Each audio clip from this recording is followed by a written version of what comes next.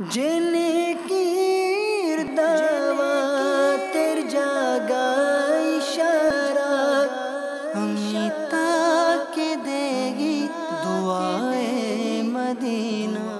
अऊज़ु बिल्लाहि मिनश शैतानिर रजीम।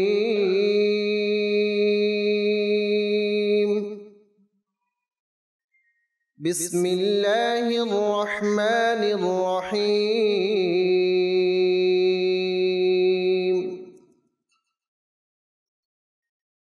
तबारकल्लज़ी बियदिहिल मुल्कु व हुवा अला कुल्लि शैइन क़दीर। अल्लज़ी खलक़ल मौत वल हयात लियब्लुवकुम अय्युकुम अहसनु अमला व हुवल अज़ीज़ुल गफ़ूर।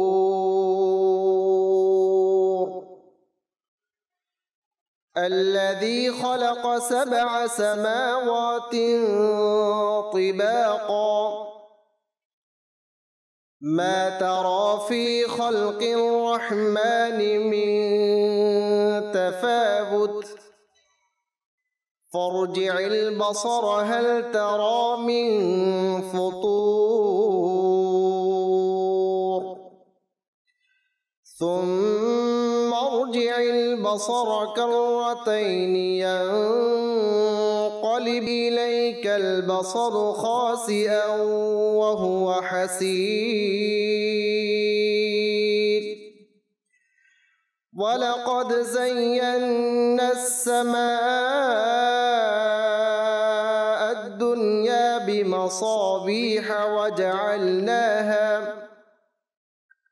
وجعلناها رجوما للشياطين وأعتدنا لهم عذاب السعير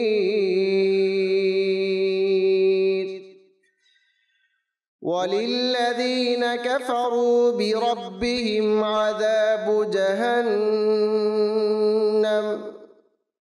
وبئس المصير.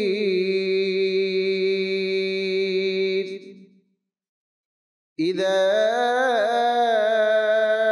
ألقوا فيها سمعوا لها شهيقا وهي تفور تكاد تميز من الغيظ كلما ألقي فيها فوج سألهم خزنتها ألم يأتكم نذير قالوا بلى قد جاءنا نذير فكذبنا وقلنا ما نزل الله من شيء إن أنتم إلا في ضلال كبير. وقالوا لو كنا نسمع أو نعقل ما كنا في أصحاب السعير فاعترفوا بذنبهم فسحقا لأصحاب السعير. إن الذين يخشون ربهم بالغيب لهم مغفرة وأجر كبير. وأسروا قولكم أو اجهروا به إنه عليم بذات الصدور. ألا يعلم من خلق وهو اللطيف الخبير. هو الذي جعل لكم الأرض ذلولا فامشوا في مناكبها وكلوا من رزقه وإليه النشور أأمنتم من في السماء أن يخسف بكم الأرض فإذا هي تمور أم أمنتم من في السماء أن يرسل عليكم حاصبا فستعلمون كيف نذير ولقد كذب الذين من قبلهم فكيف كان نكير أولم يروا إلى الطير فوقهم صافات ويقبضن ما يمسكهن إلا الرحمن إنه بكل شيء بصير أمن هذا الذي هو جند لكم ينصركم من دون الرحمن إن الكافرون إلا في غرور أمن هذا الذي يرزقكم إن أمسك رزقه بل لجوا في عتو ونفور أفمن يمشي مكبا على وجهه أهدى أمن يمشي على وجهه أهدى أمن يمشي سويا على صراط مستقيم قل هو الذي أنشأكم وجعل لكم السمع والأبصار والأفئدة قليلا ما تشكرون قل هو الذي ذرأكم في الأرض وإليه تحشرون ويقولون متى هذا الوعد إن كنتم صادقين قل إنما العلم عند الله وإنما أنا نذير مبين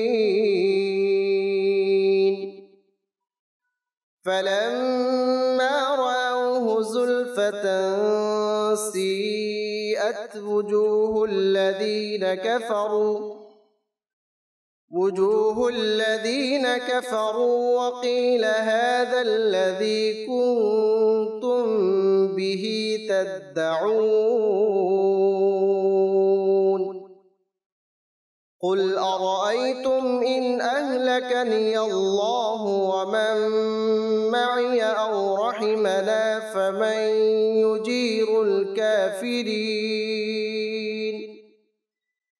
فمن يجير الكافرين من عذاب أليم قل هو الرحمن آمنا به وعليه توكلنا فستعلمون من هو في ضلال مبين قل أرأيتم إن أصبح ماؤكم غورا فمن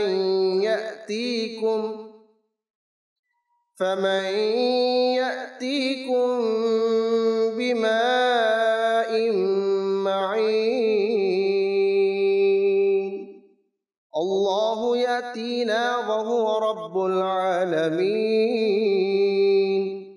صدق الله العظيم وصدق رسوله النبي الكريم صلوا على الحبيب صلى الله تعالى صلوا على الحبيب صلى الله تعالى على محمد صلى الله تعالى عليه وآله وسلم। আসুন প্রিয় ইসলামী ভাইয়েরা, আমরা কালামের পূর্বে ভালো ভালো নিয়ত করে নেই। সর্বপ্রথম আমি নিয়ত করছি আল্লাহ আল্লাহ রসুলের সন্তুষ্টি অর্জনের জন্য নাতে রসুল পাঠ করব ইনশাআল্লাহ আজ্জা ওয়াজাল। এবং আপনারাও নিয়ত করে নিন আল্লাহ আল্লাহ রসুলের সন্তুষ্টি অর্জনের জন্যই আপনারা নাতে রসুল শ্রবণ করবেন এবং মিলেমিশে পাঠ করারও চেষ্টা করবেন। আসুন আমরা সকলে দরুদ শরীফের নাজরানা পেশ করি। সাল্লাল্লাহু আলাইকা ইয়া রাসূলুল্লাহ ওয়া সাল্লামু আলাইকা ইয়া হাবিবাল্লাহ। পড়ুন সাল্লাল্লাহু আলাইকা ইয়া রাসূলুল্লাহ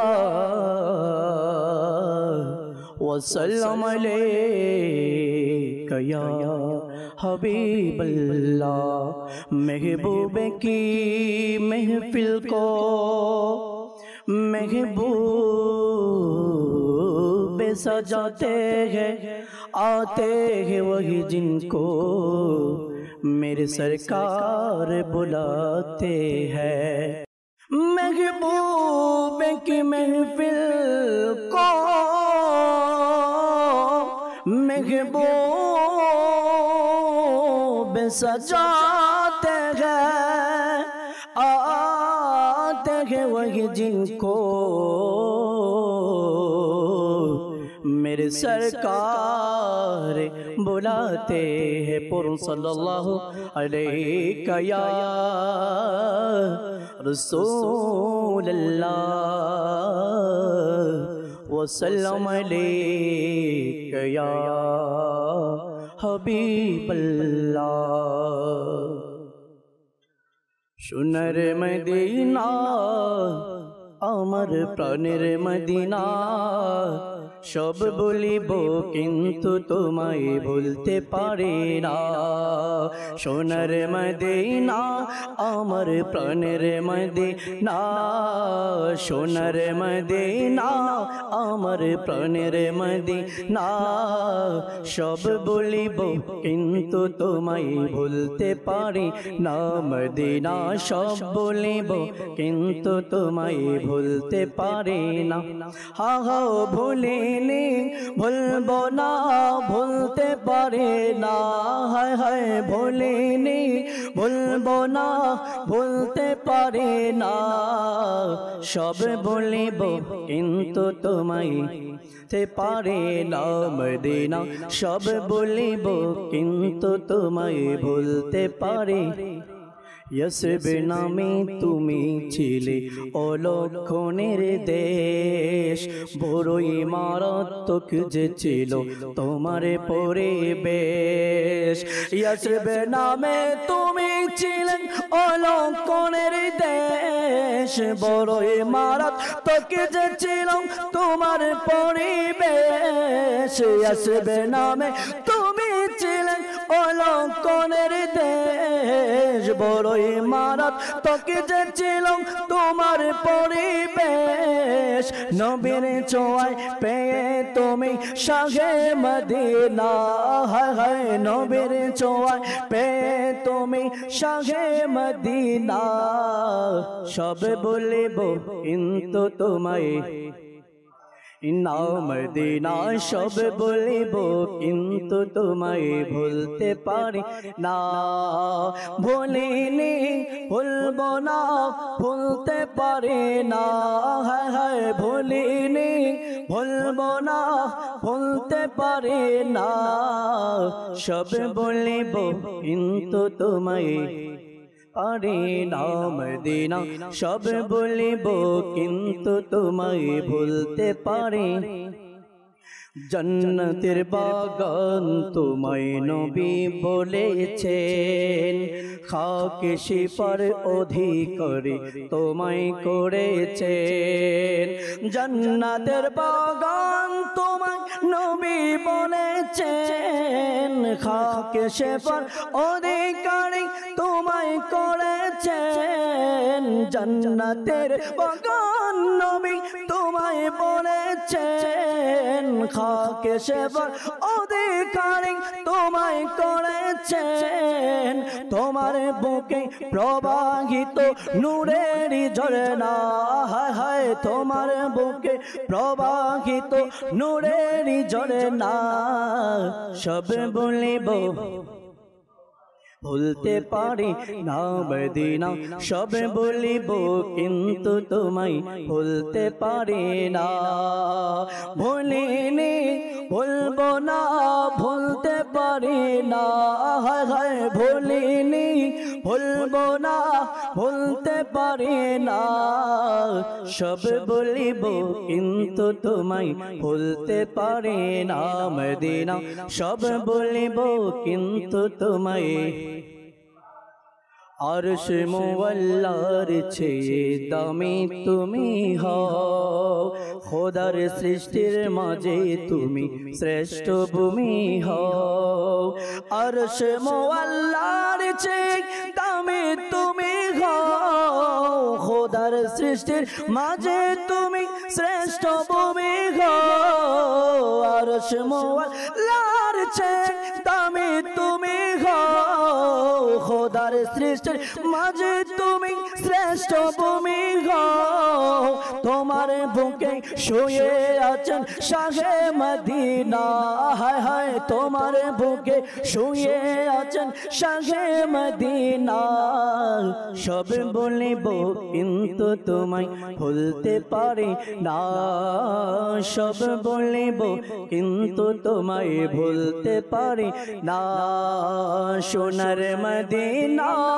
আমার প্রাণের মদিনা সোনার মদিনা আমার প্রাণের মদিনা সব বলিব কিন্তু তোমায় ভুলতে পারি না মদিনা সব বলিব কিন্তু তোমায় ভুলতে পারি তোমার বুকে আমার নবীর কদম পড়েছে তোমার বুকে জিবরিল আমিন সদা এসেছে তোমার বুকে আমার নবীর কদম পড়েছে তোমার বুকে জিবরিল আমিন সদা এসেছে হায় হায় তোমার বুকে আমার নবীর কদম পড়েছে তোমার বুকে জিবরিল আমিন সদা এসেছে অদম বলে কেমন করে যাব মদিনা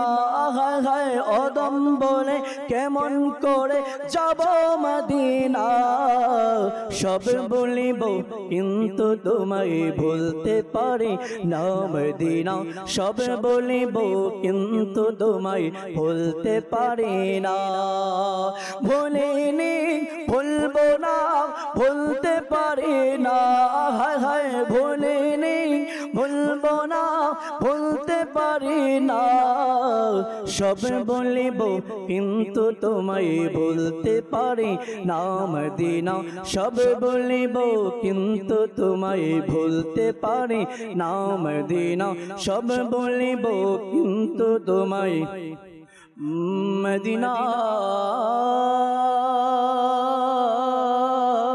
মদিনা মদিনা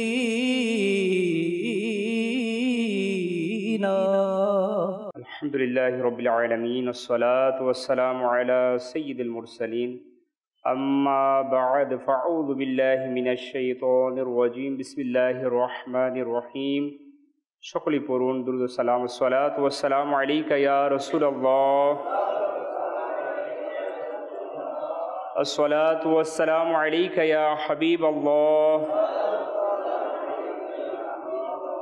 الصلاة والسلام عليك يا نبي الله وعلى آلك وأصحابك يا نور الله প্রিয় ভাইরা, আসুন আমরা দুরূদ শরীফ পাঠ করার ফজিলত বারাকাত সম্পর্কিত একটি হাদিসে মোবারকা ভালো ভালো নিয়ত সহকারে শ্রবণ করি। আল্লাহ পাকের সর্বশেষ নবী রাসূলে আরবি হুজুর সাল্লাল্লাহু আলাইহি ওয়াসাল্লাম ইরশাদ করেন, প্রসিদ্ধ সাহাবী হযরত আবু হুরায়রা রাদিয়াল্লাহু তাআলা আনহু যে হাদিসের রাবি রয়েছেন, বর্ণনাকারী, তিনি বলেন হুজুর সাল্লাল্লাহু আলাইহি ওয়াসাল্লাম ইরশাদ করেন যে আমার কবরের পাশে আমাকে সালাম আরজ করে আল্লাহ পাক একজন ফেরেশতা নিযুক্ত করে দেবেন, যে আমার নিকট তার সালাম পৌঁছাবে আর তা তার দুনিয়া ও আখেরাতের কাজের জন্য যথেষ্ট হবে, এবং এর পাশাপাশি আমি তার সাক্ষী হব, বা এরূপ ইরশাদ করেন যে আমি তার জন্য সুপারিশ করব। সুবহানাল্লাহ, সুবহানাল্লাহ। সাল্লু আলাল হাবিব সাল্লাল্লাহু তাআলা আলা মুহাম্মদ সাল্লাল্লাহু তাআলা আলাইহি ওয়া আলিহি ওয়াসাল্লাম। প্রিয় ইসলামী ভাইরা ও মাদানী চ্যানেল দর্শক শ্রোতা, আলহামদুলিল্লাহ আমরা দাওয়াত ইসলামীর এক মনোমুগ্ধকর পরিবেশের সাথে আয়োজিত যে ইজতেমা, এর মধ্যে আমরা অংশগ্রহণ করেছি। মাদানী চ্যানেলের পর্দায় আমরা যারা উপভোগ করছি, আমরা হাকিকতে সৌভাগ্যবান। কেননা প্রিয় ইসলামী ভাইরা, আমরা নিজেরা আসিনি, আল্লাহ সুবহানাহু ওয়া তাআলা আমাদেরকে আল্লাহ পাকের ঘরের মধ্যে ইজতেমার মধ্যে নিয়ে এসেছেন। কেননা অনেক অসংখ্য ইসলামী ভাইদেরকে আমাদের জিম্মাদাররা দাওয়াত প্রদান করে থাকেন, তো সবার আসার নিয়ত থাকে, কিন্তু এমন এমন কাজের মধ্যে আমরা ফেসে যাই, দুনিয়া আমাদেরকে এমনভাবে ফাঁসিয়ে রাখে যে আমরা নেকির কাজের মধ্যে চাইলে অনেক সময় অংশগ্রহণ করতে পারি না। তো এই জন্য আমরা অন্য অন্য দিকে থেকে আমরা আজ আল্লাহ পাকের দরবারে শুকরিয়া জ্ঞাপন করি যে আল্লাহ পাক আমাদেরকে ইজতেমায় আসা এবং মাদানী চ্যানেল দর্শক শ্রোতা আপনাদেরকে দেখার আল্লাহ পাক সৌভাগ্য দান করেছেন। এই জন্য সকলে আমরা শুকরিয়া জ্ঞাপন করি, আলহামদুলিল্লাহ। প্রিয় ভাইরা, আজকের আসা বসা, সাপ্তাহিক ইজতেমা, বয়ান শ্রবণ করা, সকল কিছু আমাদের আমল নামায় নেকি হিসেবে গণ্য হোক, এটা আমরা সবাই চাই। তো এই জন্য আমাদেরকে আগে যেটা করতে হবে, আমাদেরকে হুজুর সাল্লাল্লাহু আলাইহি সাল্লামের ইরশাদ অনুযায়ী আমল করতে হবে। সেটা হচ্ছে আল্লাহ রাসূল সাল্লাল্লাহু আলাইহি সাল্লাম ইরশাদ ফরমান, আফদালুল আমালি আন-নিয়াতুস সাদিকাহ, অর্থাৎ সত্য নিয়ত হচ্ছে সবচেয়ে উত্তম আমল। যদি আমরা চাই আমাদের আজকের এই আমলটি আমাদের আল্লাহ পাকের দরবারে কবুল হোক, তাহলে আমাদেরকে কিছু ভালো ভালো নিয়ত করতে হবে। ভালো নিয়ত প্রত্যেকটা জায়েজ কাজের পূর্বেই করতে হবে, তাহলে আমাদের ছোট ছোট যে মুবাহ কাজগুলো আছে সেই কাজগুলো আমাদের নেকিতে পরিণত হবে। তো আসুন আমরা নিয়ত করি, আজকের যে ইজতেমার মধ্যে আমরা অংশগ্রহণ করেছি আল্লাহ তাআলা রাসূলের সন্তুষ্টির জন্য ইলমে দ্বীন অর্জনের নিয়তে মনোযোগ সহকারে ইনশাআল্লাহ বয়ান শ্রবণ করব, আদব সহকারে বসবো ইলমে দ্বীনের অর্জনার্থে, যাতে করে আমরা আমাদের থেকে এর বরকত ছুটে না যায়। মনোযোগ সহকারে এদিক ওদিক খেয়াল না করে, অযথা মোবাইল এগুলিতে মনোযোগ না দিয়ে, উঠা বসা না করে আমরা একাগ্রচিত্তে ইনশাআল্লাহ মনোযোগ সহকারে বয়ান শুনবো ইনশাআল্লাহ। প্রিয় ভাইরা, আলহামদুলিল্লাহ সাপ্তাহিক ইজতেমাই মানে ইলমে দ্বীনের খাজিনা, অর্থাৎ কোরআন ও হাদিসের আলোকে আমাদেরকে মাশাআল্লাহ অসংখ্য অজানা বিষয় আমাদেরকে জানার সৌভাগ্য হয়। তো আজকেও যে বিষয়টি চমৎকার এবং গুরুত্বপূর্ণ প্রয়োজনীয় বিষয়, যা আমাদের খুবই দরকার। প্রিয় ভাইরা, চিন্তা এটা আমাদের প্রত্যহ জীবনে কমবেশ আমাদেরকে কোনো না কোনো চিন্তা তাড়া করে থাকে, অথবা আমাদের জীবনের মধ্যে চিন্তা বিষয়টি জড়িত রয়েছে। আমাদের চিন্তা এক একজনের এক এক রকম। আমরা কেউ চিন্তা করি কিভাবে সম্পদকে বৃদ্ধি করা যায়, কেউ চিন্তা করি কিভাবে আমার ব্যাংক ব্যালেন্সকে বৃদ্ধি করা যায়। তো যদি আমরা আমাদের চিন্তার একেবারে ভিতরগতভাবে চলে যাই, তাহলে দেখা যাবে যে আমাদের চিন্তার উদ্দেশ্য হচ্ছে দুনিয়া। আমাদের চিন্তাগুলো থাকে দুনিয়াকে কেন্দ্র করে। তো আল্লাহ ওয়ালা যারা ছিলেন, যারা দুনিয়াতে কামিয়াবি হয়েছেন, আল্লাহকে রাজি খুশি করেছেন, তো তাদের চিন্তাগুলো কেমন ছিল, আল্লাহ পাক তাদের উপর কেন রাজি হয়েছেন, তাদের চিন্তাধারা কেমন ছিল, এগুলো আমাদের জানা জরুরি। তাহলে আমরাও আমাদের চিন্তার যে প্রেক্ষাপট, এটাকে আমরা পরিবর্তন করতে পারবো। নাহলে আমরা ওই দুনিয়াদারের মতো চিন্তাকে একই রকম রাখতে পারবো, ওইভাবে আমাদের দুনিয়া থেকে বিদায় নিতে হবে। প্রিয় সাহেবেরা, আসুন একটি ঘটনার মাধ্যমে আমরা আমাদের বয়ানকে শুরু করি। একবার হজরত ওমর বিন আব্দুল আজিজ রহমতুল্লাহ তাআলা আলাইহি খলিফা সুলাইমান বিন আব্দুল মালিকের সাথে কোথাও সফরের জন্য রওনা হলেন। তখনকার যুগে উট এবং ঘোড়া ইত্যাদিতে সফর হতো, স্বাভাবিক। তখন এমন যানবাহনের সুবিধা ছিল না। আর তখনকার যুগের সফরের প্রেক্ষাপট এরকম ছিল যে যারা সফরকারী ছিলেন তারা তাদের খাদেমদের, যারা ছিল খাদেমদেরকে পূর্বে পাঠিয়ে দিতেন তাঁবু গাড়ার জন্য, যাতে করে তারা সেখানে পৌঁছে তাঁবুর মধ্যে বিশ্রাম নিতে পারে। তো সুলাইমান বিন আব্দুল মালিক রহমতুল্লাহ তাআলা আলাইহি, যিনি খলিফা ছিলেন, তিনি এবং ওমর বিন আব্দুল আজিজ রহমতুল্লাহ তাআলা আলাইহি, তিনিরা যখন রওনা হলেন তো প্রত্যেকেই যার যার খাদিমকে আগে পাঠিয়ে দিলেন। তো সুলাইমান বিন আব্দুল মালিক ও অন্যান্য লোকেরা নিজেদের তাঁবু আগেই পাঠিয়ে দিয়েছে, কিন্তু হজরত ওমর বিন আব্দুল আজিজ রহমতুল্লাহ তাআলা আলাইহি নিজের মালামাল ও তাঁবু পূর্বে পাঠাননি। যখন প্রত্যেকেই গন্তব্যে পৌঁছলেন তখন প্রত্যেকে নিজ নিজ তাঁবুতে চলে গেলেন, কিন্তু ওমর বিন আব্দুল আজিজ রহমতুল্লাহ তাআলা আলাইহিকে কোথাও খুঁজে পাওয়া গেল না। খলিফা সুলাইমান বিন আব্দুল মালিক তিনি বললেন, যাও তাকে খুঁজো। খোঁজ করা হলো, তাকে এমন অবস্থায় পাওয়া গেল যে ওমর বিন আব্দুল আজিজ রহমতুল্লাহ তাআলা আলাইহি একটি গাছের নিচে বসে অজরে কাঁদছেন। খলিফাকে এই বিষয়ে অবহিত করা হলো। তিনি তাকে ডেকে জিজ্ঞাসা করলেন, হে আবু হাফস, ওমর বিন আব্দুল আজিজ, আপনি কাঁদছেন কেন? হজরত ওমর বিন আব্দুল আজিজ রহমতুল্লাহ তাআলা আলাইহি তিনি কি উত্তর দিলেন? এক শিক্ষামূলক উত্তর দিলেন, যেটা আমাদের জন্য অনেক শিক্ষামূলক রয়েছে। প্রিয় ইসলামী ভাইরা, তিনি উত্তর দিলেন, হে খলিফা, আমার কিয়ামতের দিনের ভাবনা কথা আমাকে এই চিন্তার মধ্যে মগ্ন করে দিয়েছে। আমি কিয়ামতের দিনের স্মরণের মধ্যে ডুবে গিয়েছি।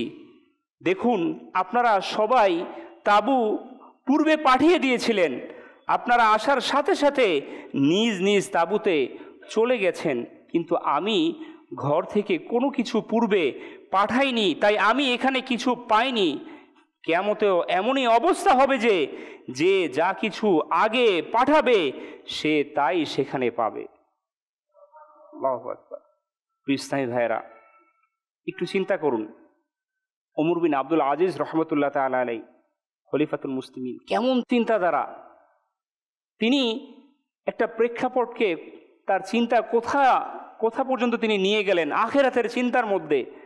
যখন আমরা এই ঘটনা শুরু থেকে শ্রবণ করছিলাম, আমরা কিন্তু এভাবে চিন্তা করিনি কেন তিনি তাঁবুকে পাঠাননি, কেন তিনি কাঁদছিলেন। আল্লাহ ওয়ালাদের প্রত্যেকটা মুহূর্ত, তাদের প্রত্যেকটা পথ চলা ছিল পরকালের চিন্তা নিয়ে। তাই তারা প্রত্যেকটা মুহূর্ত গুনাহ থেকে বেঁচে নেকির কাজের মধ্যে অগ্রগামী থাকতেন। প্রিয় সাহেবেরা, দুনিয়া এটা আমাদের জন্য স্থায়ী ঠিকানা নয়। দুনিয়া হলো আখিরাতের শস্য ক্ষেত্র। এখানে আমরা যা বপন করব তাই আখিরাতে আমরা কাটব। অতি শীঘ্রই সেই সময় আসবে যখন হজরত আজরাইল আলাইহিস সালাম আগমন করবেন। আমরা যতই অনুনয় বিনয় করি, হাত পা ছুড়ি, যাই করি না কেন, তিনি আমাদের রূহকে কবজ করে নেবেন। অতঃপর দ্রুত আমাদেরকে অন্ধকার কবরে একা একা নামিয়ে দেওয়া হবে। না কোনো সাথী, না কোনো সহায়, গভীর অন্ধকার কবরে কিয়ামত পর্যন্ত একা থাকতে হবে। অতঃপর কিয়ামতের ভয়াবহ দৃশ্য, তামার উত্তপ্ত জমিন, আগুন বর্ষণকারী সূর্য, মানুষেরা নিজেরই ঘামে ডুবতে থাকবে, পিপাসার আধিক্যে জিহ্বা ঝুলে বুকের উপর এসে যাবে, কলিজা মুখে চলে আসবে। অতঃপর আমাদের আমলনামা আমাদের হাতে ধরিয়ে দেওয়া হবে। তখন সকল কৃতকর্ম সামনে এসে যাবে। হে আশিকানে রাসূল, আমার প্রাণপ্রিয় মাদানী চ্যানেলের দর্শক শ্রোতা, একটু ভাবুন, তখন আমলনামা নেকি শূন্য দেখে কেমন আফসোস হবে। একটু একটু করে খেয়াল আসবে, আমি তো জীবন এমনভাবে কাটিয়েছি যে আমি আমার জীবনকে একটা সময় খেলাধুলার মধ্যে কাটিয়ে দিয়েছি, আখিরাতের জন্য কিছু জমা করাইনি। আমার চিন্তা তো ছিল সম্পদ উপার্জনের, নেকি অর্জনের সময় তো আমি পাইনি। আমি দামি কার, আমি দামি গাড়ি ক্রয় করা, বাড়ি বানানোর চিন্তায় ছিলাম, জান্নাতে প্রাসাদ বানানোর কখনো চিন্তাই আমার মধ্যে আসেনি। সোশ্যাল মিডিয়া, ফেসবুক, ইউটিউব ইত্যাদি গুনাহের ভরা কাজ করার জন্য অনেক সময় ছিল। নামাজ, তেলাওয়াত ও নেক আমল করার জন্য কখনো আমি সময় পাইনি। অফিসে যাওয়ার জন্য তো আমার সকালবেলায় চোখ খুলে যেত, আফসোস ফজরের নামাজের জন্য আমার কখনো উঠার তৌফিক হয়নি। জীবন বাস দুনিয়ার অস্থায়ী নশ্বর কয়েকদিনের ভবিষ্যৎ বানানোর চিন্তাতেই কেটে গেল। আখিরাতও আসবে, আল্লাহ পাকের সামনে উপস্থিত হতে হবে, জীবনের একটি আমলের জবাবদিহিও করতে হবে। এ ব্যাপারে তো কখনো ভাবিনি। হ্যাঁ, কবরস্থানের পাশ দিয়ে যেতাম, কিন্তু অন্তরের মধ্যে উদাসীনতার পরিপূর্ণতা থাকতো। মাথা নত করে চুপচাপ করে চলে যেতাম, জানাজার মধ্যে অংশগ্রহণ করতাম। হ্যাঁ, নিজের ঘর থেকে জানাজার লাশকে বের করতাম। কখনো অন্তরের মধ্যে সেই লাশের যে ভয়াবহতা, কবরের ভয়াবহতা আমার চিন্তার মধ্যে আসেনি। জীবন উদাসীনতায় কাটিয়ে দিলাম, এখন আমল নামা খালি। আমি যদি দুনিয়ার চিন্তা করতাম, নেক আমল যদি করে নিতাম, নামাজ যদি পড়ে নিতাম, হায় শত কোটি আফসোস, আজ আমাকে আফসোস করতে হতো না। প্রিয় ইসলামী ভাইরা, মাদানী চ্যানেলের দর্শক শ্রোতা, এখানে প্রত্যেকটি বাক্য আমাদেরকে স্মরণ করিয়ে দিচ্ছে কাল কিয়ামতের ময়দানে আমাদের এই একই দৃশ্যপট হবে। আজ আমরা যারা নেকি করতে অনীহা করি, উদাসীনতা করি, নেকিতে পিছুপা হয়ে যাই, আমরা নামাজকে কাজা করলে, নামাজকে ছেড়ে দিলে কিছু মনে করি না, আফসোস অন্তরে আসে না। কাল কিয়ামতের ময়দানে এই দৃশ্যপট আমার আপনার সামনে চলে আসবে, তখন আমি কান্না করব, নেকির জন্য হায় হায় আফসোস করব, কিন্তু নেকি আমি পাবো না। কেননা সেখানে টাকা দিয়ে, সম্পদ দিয়ে নেকি ক্রয় করা যায় না। যদি নেকিকে হাসিল করতে হয়, এই দুনিয়া থেকে আমাকে আপনাকে নেকিকে হাসিল করতে হবে। প্রিয় ইসলামী ভাইরা, আজকের বয়ান আমাদের জন্য ওই দৃশ্যপটকে স্মরণ করিয়ে দিবে, যাতে করে আজ আমরা আমাদের উদাসীনতার ঘুমকে ভাঙিয়ে দেই, আজ আমরা সজাগ হয়ে যাই। আমার আপনার মধ্যে যেই অলসতা, উদাসীনতা আমার আপনার নেকি করার মধ্যে রয়েছে, সেটাকে আমরা দূর করে দেই। প্রিয় ইসলামী ভাইরা, শুনুন কোরআনুল কারীম কি বলছে। কোরআনুল কারীম বলছে, সূরা ফজর আয়াত নম্বর 24, বিসমিল্লাহির রহমানির রহিম, ইয়া লাইতানি কদ্দামতু লি হায়াতি। কানজুল ঈমান থেকে অনুবাদ, হায় কোনোভাবে আমি যদি জীবদশায় সৎকর্ম অগ্রিম পাঠাতে পারতাম। হায় ইসলামী ভাইরা, ভাবুন তো, কিয়ামতের মধ্যে যদি এমনটি হয় তবে কি অবস্থা হবে। হ্যাঁ, এই আয়াতে কারিমা কাল আমাকে আপনাকে এই জবান দিয়ে বের করতে হবে, হায় আমি যদি দুনিয়াতে থাকা অবস্থায় অগ্রিম আমার নেকিগুলোকে আমি পাঠিয়ে দিতাম। আজ আমি আপনি আমার আপনার ভবিষ্যতের কথা চিন্তা করি, আমার আপনার সন্তানের ভবিষ্যতের কথা চিন্তা করি না। ভবিষ্যৎ কি হবে, হ্যাঁ, ভবিষ্যৎ কি দাঁড়াবে আমার, এটাকে চিন্তা করে করে আমি ভবিষ্যৎকে গড়ার জন্য ব্যস্ত হয়ে রয়েছি, কিন্তু আমার আখেরাত কি হবে এটা আমি চিন্তা করি না। আখেরাত আমার জন্য কি অপেক্ষমান সেটা আমি আমার খেয়ালের মধ্যে আনি না। কৃষ্ণাই ভাইরা, আল্লাহ পাক সূরার মধ্যে 20 নম্বর আয়াতের মধ্যে আল্লাহ পাক ইরশাদ ফরমান, কানজুল ঈমান থেকে অনুবাদ, যে আখেরাতের ফসল চায় আমি তার জন্য তার ফসল বৃদ্ধি করে দিই, আর যে দুনিয়ার ফসল কামনা করে আমি তাকে তা থেকে কিছু প্রদান করব, এবং আখেরাতের তার কোনো অংশ নেই। ইসলামী ভাইরা, সাহাবী রাসূল সুলতানুল মুফাসসিরিন হযরত আব্দুল্লাহ ইবনে আব্বাস রাদিয়াল্লাহু তাআলা আনহু এই আয়াতের ব্যাখ্যায় বলেন, যে বান্দা দুনিয়াকে আখেরাতের উপর প্রাধান্য দেয়, যেমন দুনিয়াবি ভবিষ্যতের চিন্তা তো করে কিন্তু আখেরাতের সফলতার চিন্তা করে না, তার জন্য আখেরাতের কোনো অংশ নেই। হ্যাঁ, তার জন্য রয়েছে জাহান্নাম। পাশাপাশি এই শাস্তিও কোনো অংশ নেই। হ্যাঁ, যে দুনিয়াবি ভবিষ্যতের জন্য তার চিন্তা ভাবনায় কোনো ফলাফল পাবে না, তাকে দুনিয়াতে যা কিছু দেওয়া হবে তা পূর্বেই লেখা হয়ে গিয়েছিল। ইসলামী ভাইরা, দুনিয়ার চিন্তা আমরা ছাড়তে পারি না, আর আখেরাতের চিন্তা আমরা করতে পারি না। আখেরাতের চিন্তার জন্য আমাদের সময় হয় না, আর দুনিয়ার চিন্তা করে করে আমরা আমাদের সময়কে শেষ করতে পারি না। আমরা একেবারেই বিপরীত। আমরা আমাদের জীবনকে এমনভাবে সাজিয়েছি, আমরা আমাদের জীবনকে এমনভাবে অতিবাহিত করছি যেন আমরা এই জীবন থেকে আর কোথাও যাব না। এটাই আমাদের স্থায়ী জীবন। মনে হচ্ছে আমাদের রং ঢং তামাশা, আমাদের এই দুনিয়ার জীবনযাপন মনে হচ্ছে এটাই আমাদের স্থায়ী জীবন। প্রিয় ইসলামী ভাইরা, না না, আমাদেরকে এই জীবন থেকে চলে যেতে হবে। এটা তো একটা ধাপ, কবর, এটার জন্য আমার আপনার এটা একটা সফর। আমাদেরকে ওই কবরের যাত্রা, বারজাখের দুনিয়ার মধ্যে আমাকে আপনাকে একটা বড় সময় সফর করতে হবে। সেই চিন্তা আমি আপনি এখনো করছি না, এখনো সেই চিন্তা থেকে আমি আপনি উদাসীন। প্রিয় ইসলামী ভাইরা, সাহাবী রাসূল হযরত আবু হুরায়রা রাদিয়াল্লাহু তাআলা আনহু থেকে বর্ণিত, আল্লাহ পাকের সর্বশেষ নবী হুজুর সাল্লাল্লাহু আলাইহি সাল্লাম একবার সাহাবায়ে কেরামের সামনে উপস্থিত। আল্লাহ রাসূল সাল্লাল্লাহু আলাইহি সাল্লাম যে সূরা কিছুক্ষণ পূর্বে আমরা তেলাওয়াত করলাম, অনুবাদ শ্রবণ করলাম, হুজুর সাল্লাল্লাহু আলাইহি সাল্লাম এই আয়াতে মোবারকা সাহাবায়ে কেরামের সামনে তেলাওয়াত করলেন। অতঃপর বললেন, আল্লাহ পাক ইরশাদ করেন, হে আদম সন্তান, দুনিয়াবি চিন্তা ভাবনা ছেড়ে ইবাদতের জন্য অবসর হয়ে যাও। তোমাদের অন্তরকে সম্পদশালিতা দ্বারা পূর্ণ করে দেওয়া হবে। আর যদি তোমরা এরূপ না করো, যেমন দুনিয়ার চিন্তায় লেগে থাকো, শুধুমাত্র দুনিয়াবি ভবিষ্যতের চিন্তা করবে, তবে তোমাদের অন্তরকে ব্যস্ততায়, যেমন দুনিয়াবি ব্যস্ততায় পূর্ণ করে দেওয়া হবে। ইসলামী ভাইরা, একটু চিন্তা করুন, আমি আপনি কি চাইবো যে আমার আপনার এই অন্তরটা সারাক্ষণ দুনিয়াবি চিন্তায় মগ্ন থাকুক? না। যদি আমরা দুনিয়া নিয়ে পড়ে থাকি তাহলে এমনটাই হবে আমাদের সাথে, যে আমাদের অন্তরটাও এই দুনিয়াবি চিন্তার মধ্যে সারাক্ষণ মগ্ন থাকবে। সাহাবী রাসূল হযরত আব্দুল্লাহ ইবনে মাসউদ রাদিয়াল্লাহু তাআলা আনহু থেকে বর্ণিত, রাসূল পাক সাল্লাল্লাহু আলাইহি ওয়াসাল্লাম ইরশাদ করেন, যে তার সকল চিন্তা ভাবনাকে শুধু একটি চিন্তায় অর্থাৎ আখিরাতের চিন্তা বানিয়ে দিল, তবে আল্লাহ পাক তার দুনিয়াবি চিন্তার জন্য যথেষ্ট। আর যে চিন্তা ভাবনাকে দুনিয়াবি বিষয়ে লিপ্ত রাখে, তবে আল্লাহ পাকের তার কোনো পরোয়া হবে না যে সে কোনো উপত্যকায় ধ্বংস হচ্ছে।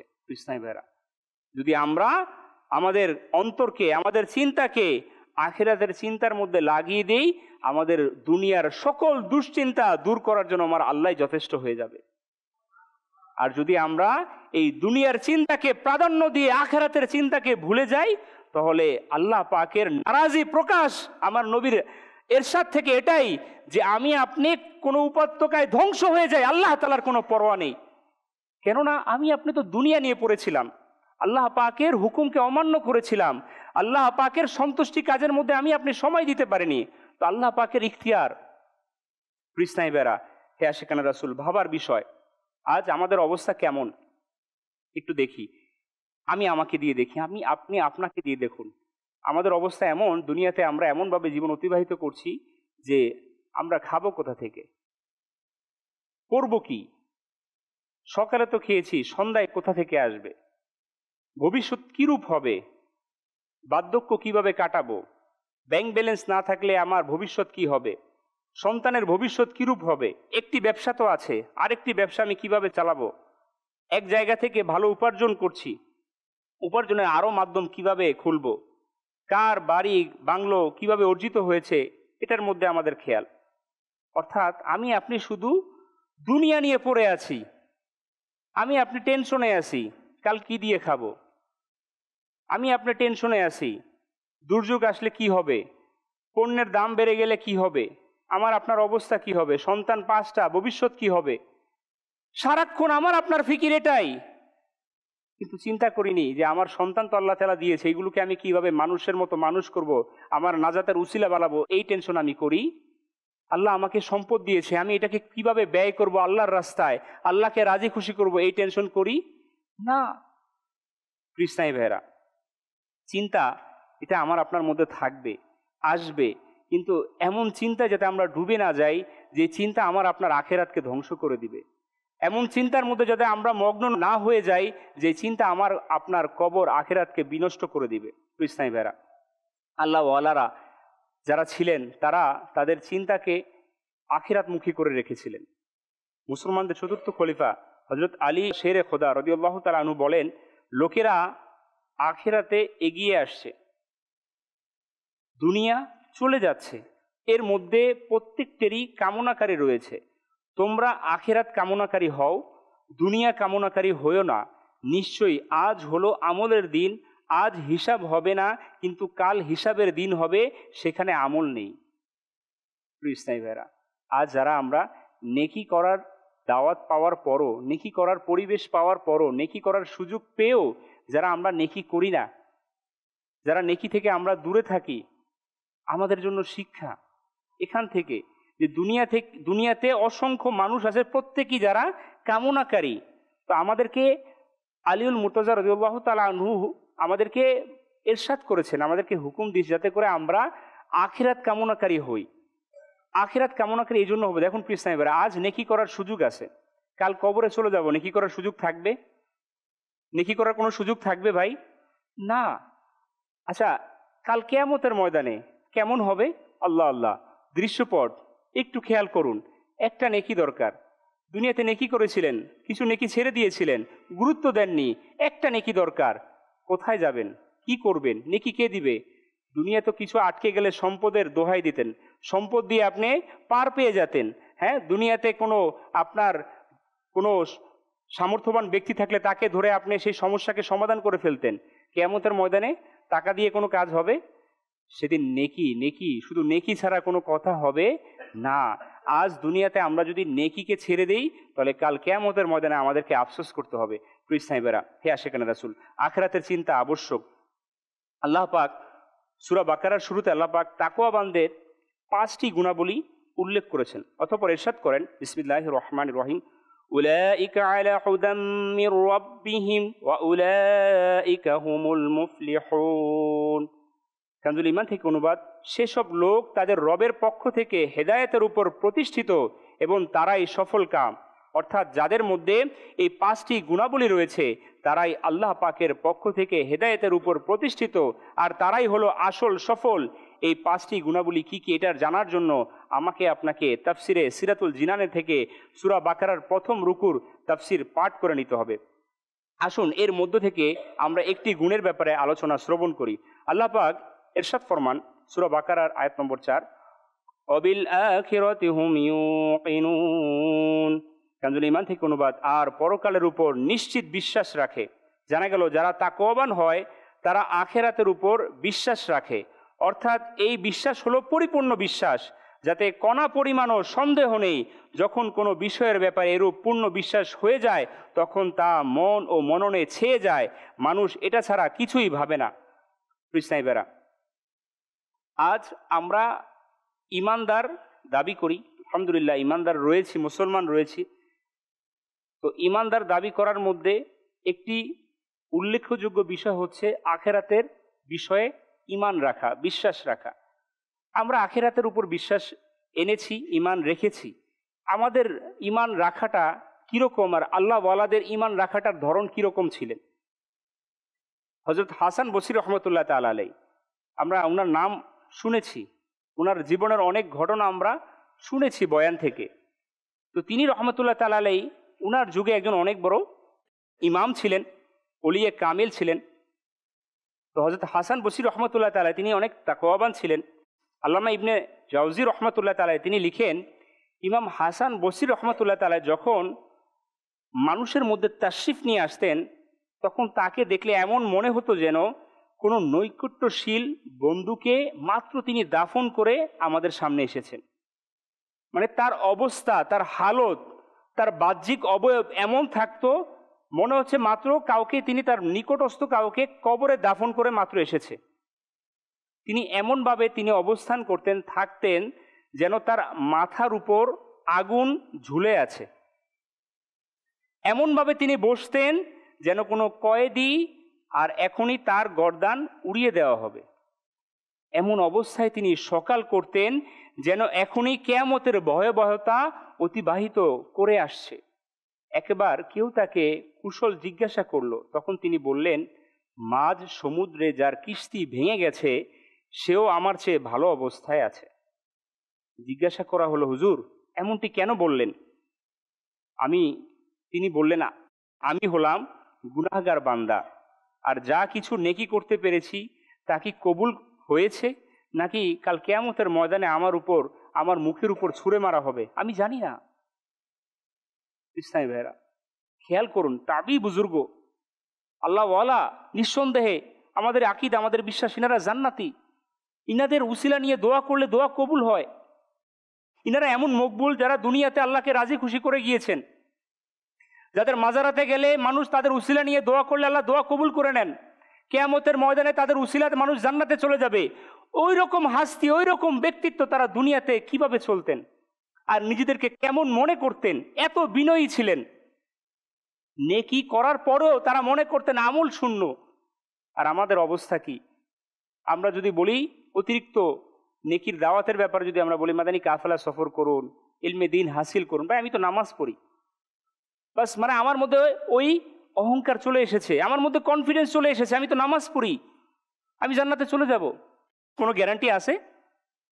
হাসান বসরি রহমতুল্লাহ তিনি বলছেন, আমি জানি না আমার আমল কবুল হয়েছে কিনা।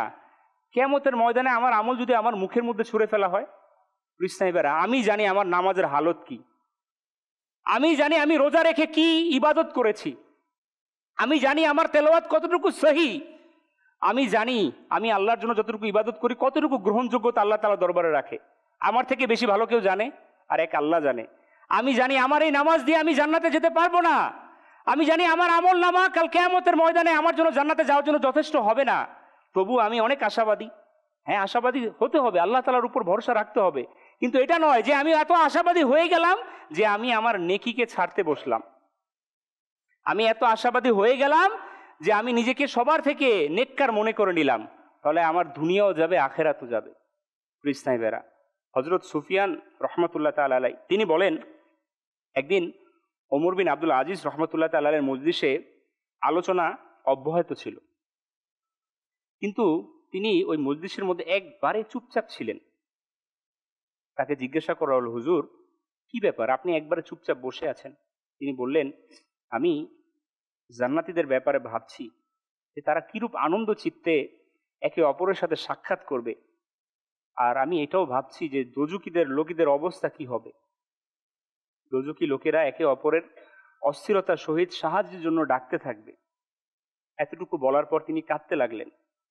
ওমর বিন আব্দুল আজিজ রহমতুল্লাহ তাআলা আলাইহি একবার কাঁদছিলেন, তাকে কাঁদতে দেখে তার সম্মানিতা স্ত্রী হজরত ফাতেমা বিনতে আব্দুল মালিক রহমতুল্লাহ আলাইহা তিনিও কাঁদতে লাগলেন। পরে পরিবারের অন্যান্য যারা ছিলেন তাদের কান্না দেখে সবাই কাঁদতে লাগলেন। যখন কান্না বন্ধ হলো তখন আরজ করা হলো, হে আমিরুল মুমিনিন, আপনি কাঁদছিলেন কেন? বললেন, আমার আল্লাহ পাকের দরবারে উপস্থিত হওয়ার কথাটি স্মরণে এসে গেল, যেটার পর কেউ জান্নাতে যাবে আর কেউ দোজখে। এ কথা বলে হযরত ওমর বিন আব্দুল আজিজ রহমতুল্লাহ একটা চিৎকার দিলেন এবং বেহুশ হয়ে গেলেন। ওমর বিন আব্দুল আজিজ রহমতুল্লাহ তাআলা আলাইহি একজন গোলাম, তিনি বর্ণনা করেন, তিনি রহমতুল্লাহ তাআলা আলাইহি খোদা ভীতিতে এমনভাবে কাঁদতে থাকতেন, এক রাতে হজরত ওমর বিন আব্দুল আজিজ রহমতুল্লাহ তাআলা আলাইহি স্বাভাবিকের চেয়ে বেশি কাঁদলেন। যখন সকাল হলো তখন আমি আরজ করলাম, আপনার প্রতি আমার পিতামাতা উৎসর্গতি হোক, আজ রাতে তো আপনি এমনভাবে কেঁদেছেন যে এর পূর্বে এত কাঁদেননি। বললেন, আমার আল্লাহ পাকের দরবারে দাঁড়ানোর দৃশ্য স্মরণে এসে গিয়েছিল। এতটুকু বলার পর তিনি বেহুশ হয়ে গেলেন এবং অনেকক্ষণ পর হুঁশ ফিরে এলো। এরপর থেকে আমি তাকে কখনো মুস্কি হাসতে দেখিনি। জোরে হাসি তো দূরের কথা, ওই দিনের পর থেকে আমি কখনো আর ওমর বিন আব্দুল আজিজ রহমতুল্লাহ তাআলাকে মুস্কি হাসতেও দেখিনি। কৃষ্ণাই ভাইরা, একেই বলে আখেরাতের পূর্ণ দৃঢ় বিশ্বাস। আমি একটু আগে বলেছিলাম না, আমরাও আখেরাতের উপর ঈমান এনেছি, বিশ্বাস রাখি, কিন্তু আমরা একটু চিন্তা করি যে ওমর বিন আব্দুল আজিজ রহমতুল্লাহ তাআলা আলাইহি তিনি কেমন আখেরাতের উপর বিশ্বাসী ছিলেন, তার দৃশ্যপট কেমন ছিল। কখনই কি আমার আপনার সাথে এমন হয়েছে? গুনাহ করার পরে আমি ফিকির করেছি, আমি চিন্তা করেছি, হায় হায় হায়, কিয়ামতের ময়দানে তো আমিও আল্লাহর সামনে দাঁড়াবো, হায় হায় হায়, আমার আমলনামা আমাকে পড়ে শোনাতে হবে, আজ যে গুনাহটা করলাম এটা আমি আল্লাহ তাআলার সামনে পাঠ করে শোনাবো, কি হালত, কি অবস্থা হবে, কি পরিণতি হবে আমার। আখিরাতের উপর বিশ্বাস রাখি, কিন্তু আমি আপনি গুনাহ ছাড়তে পারি না। আখিরাতের উপর বিশ্বাস রাখি, জান্নাত জাহান্নামের উপর বিশ্বাস রাখি, কিন্তু আমি আপনি গুনাহকে ভালোবাসি, নেকিকে ভালোবাসতে পারি না। কৃষ্ণাই ভাইয়েরা, আফসোস, দুনিয়ার ভালোবাসা, ধন সম্পদের লোভ, অহেতুকতায় লিপ্ত, সম্মান প্রসিদ্ধি, পদের আকাঙ্ক্ষা, গুনাহের আধিক্য, অযৌক্তিক আশা আমাদের উদাসীন করে দিয়েছে। অন্তরের উদাসীনতার পর্দা লেগে গেছে, আমরা আখেরাতের ভাবনা থেকে অনেক দূরে সরে গেছি। ব্যাস দুনিয়াবি ভবিষ্যৎ উজ্জ্বল করার চিন্তায় আমরা প্রত্যেকটা রাতকে কাটিয়ে দিচ্ছি। আমরা নিশ্চিতভাবে জানি যে একদিন মরতে হবে, কিন্তু আমরা মৃত্যুর প্রস্তুতি নিচ্ছি না। আমরা জানি যে কবরে নামতে হবে, কিন্তু কবর আমাদের জন্য কি অপেক্ষমান আমরা জানি না।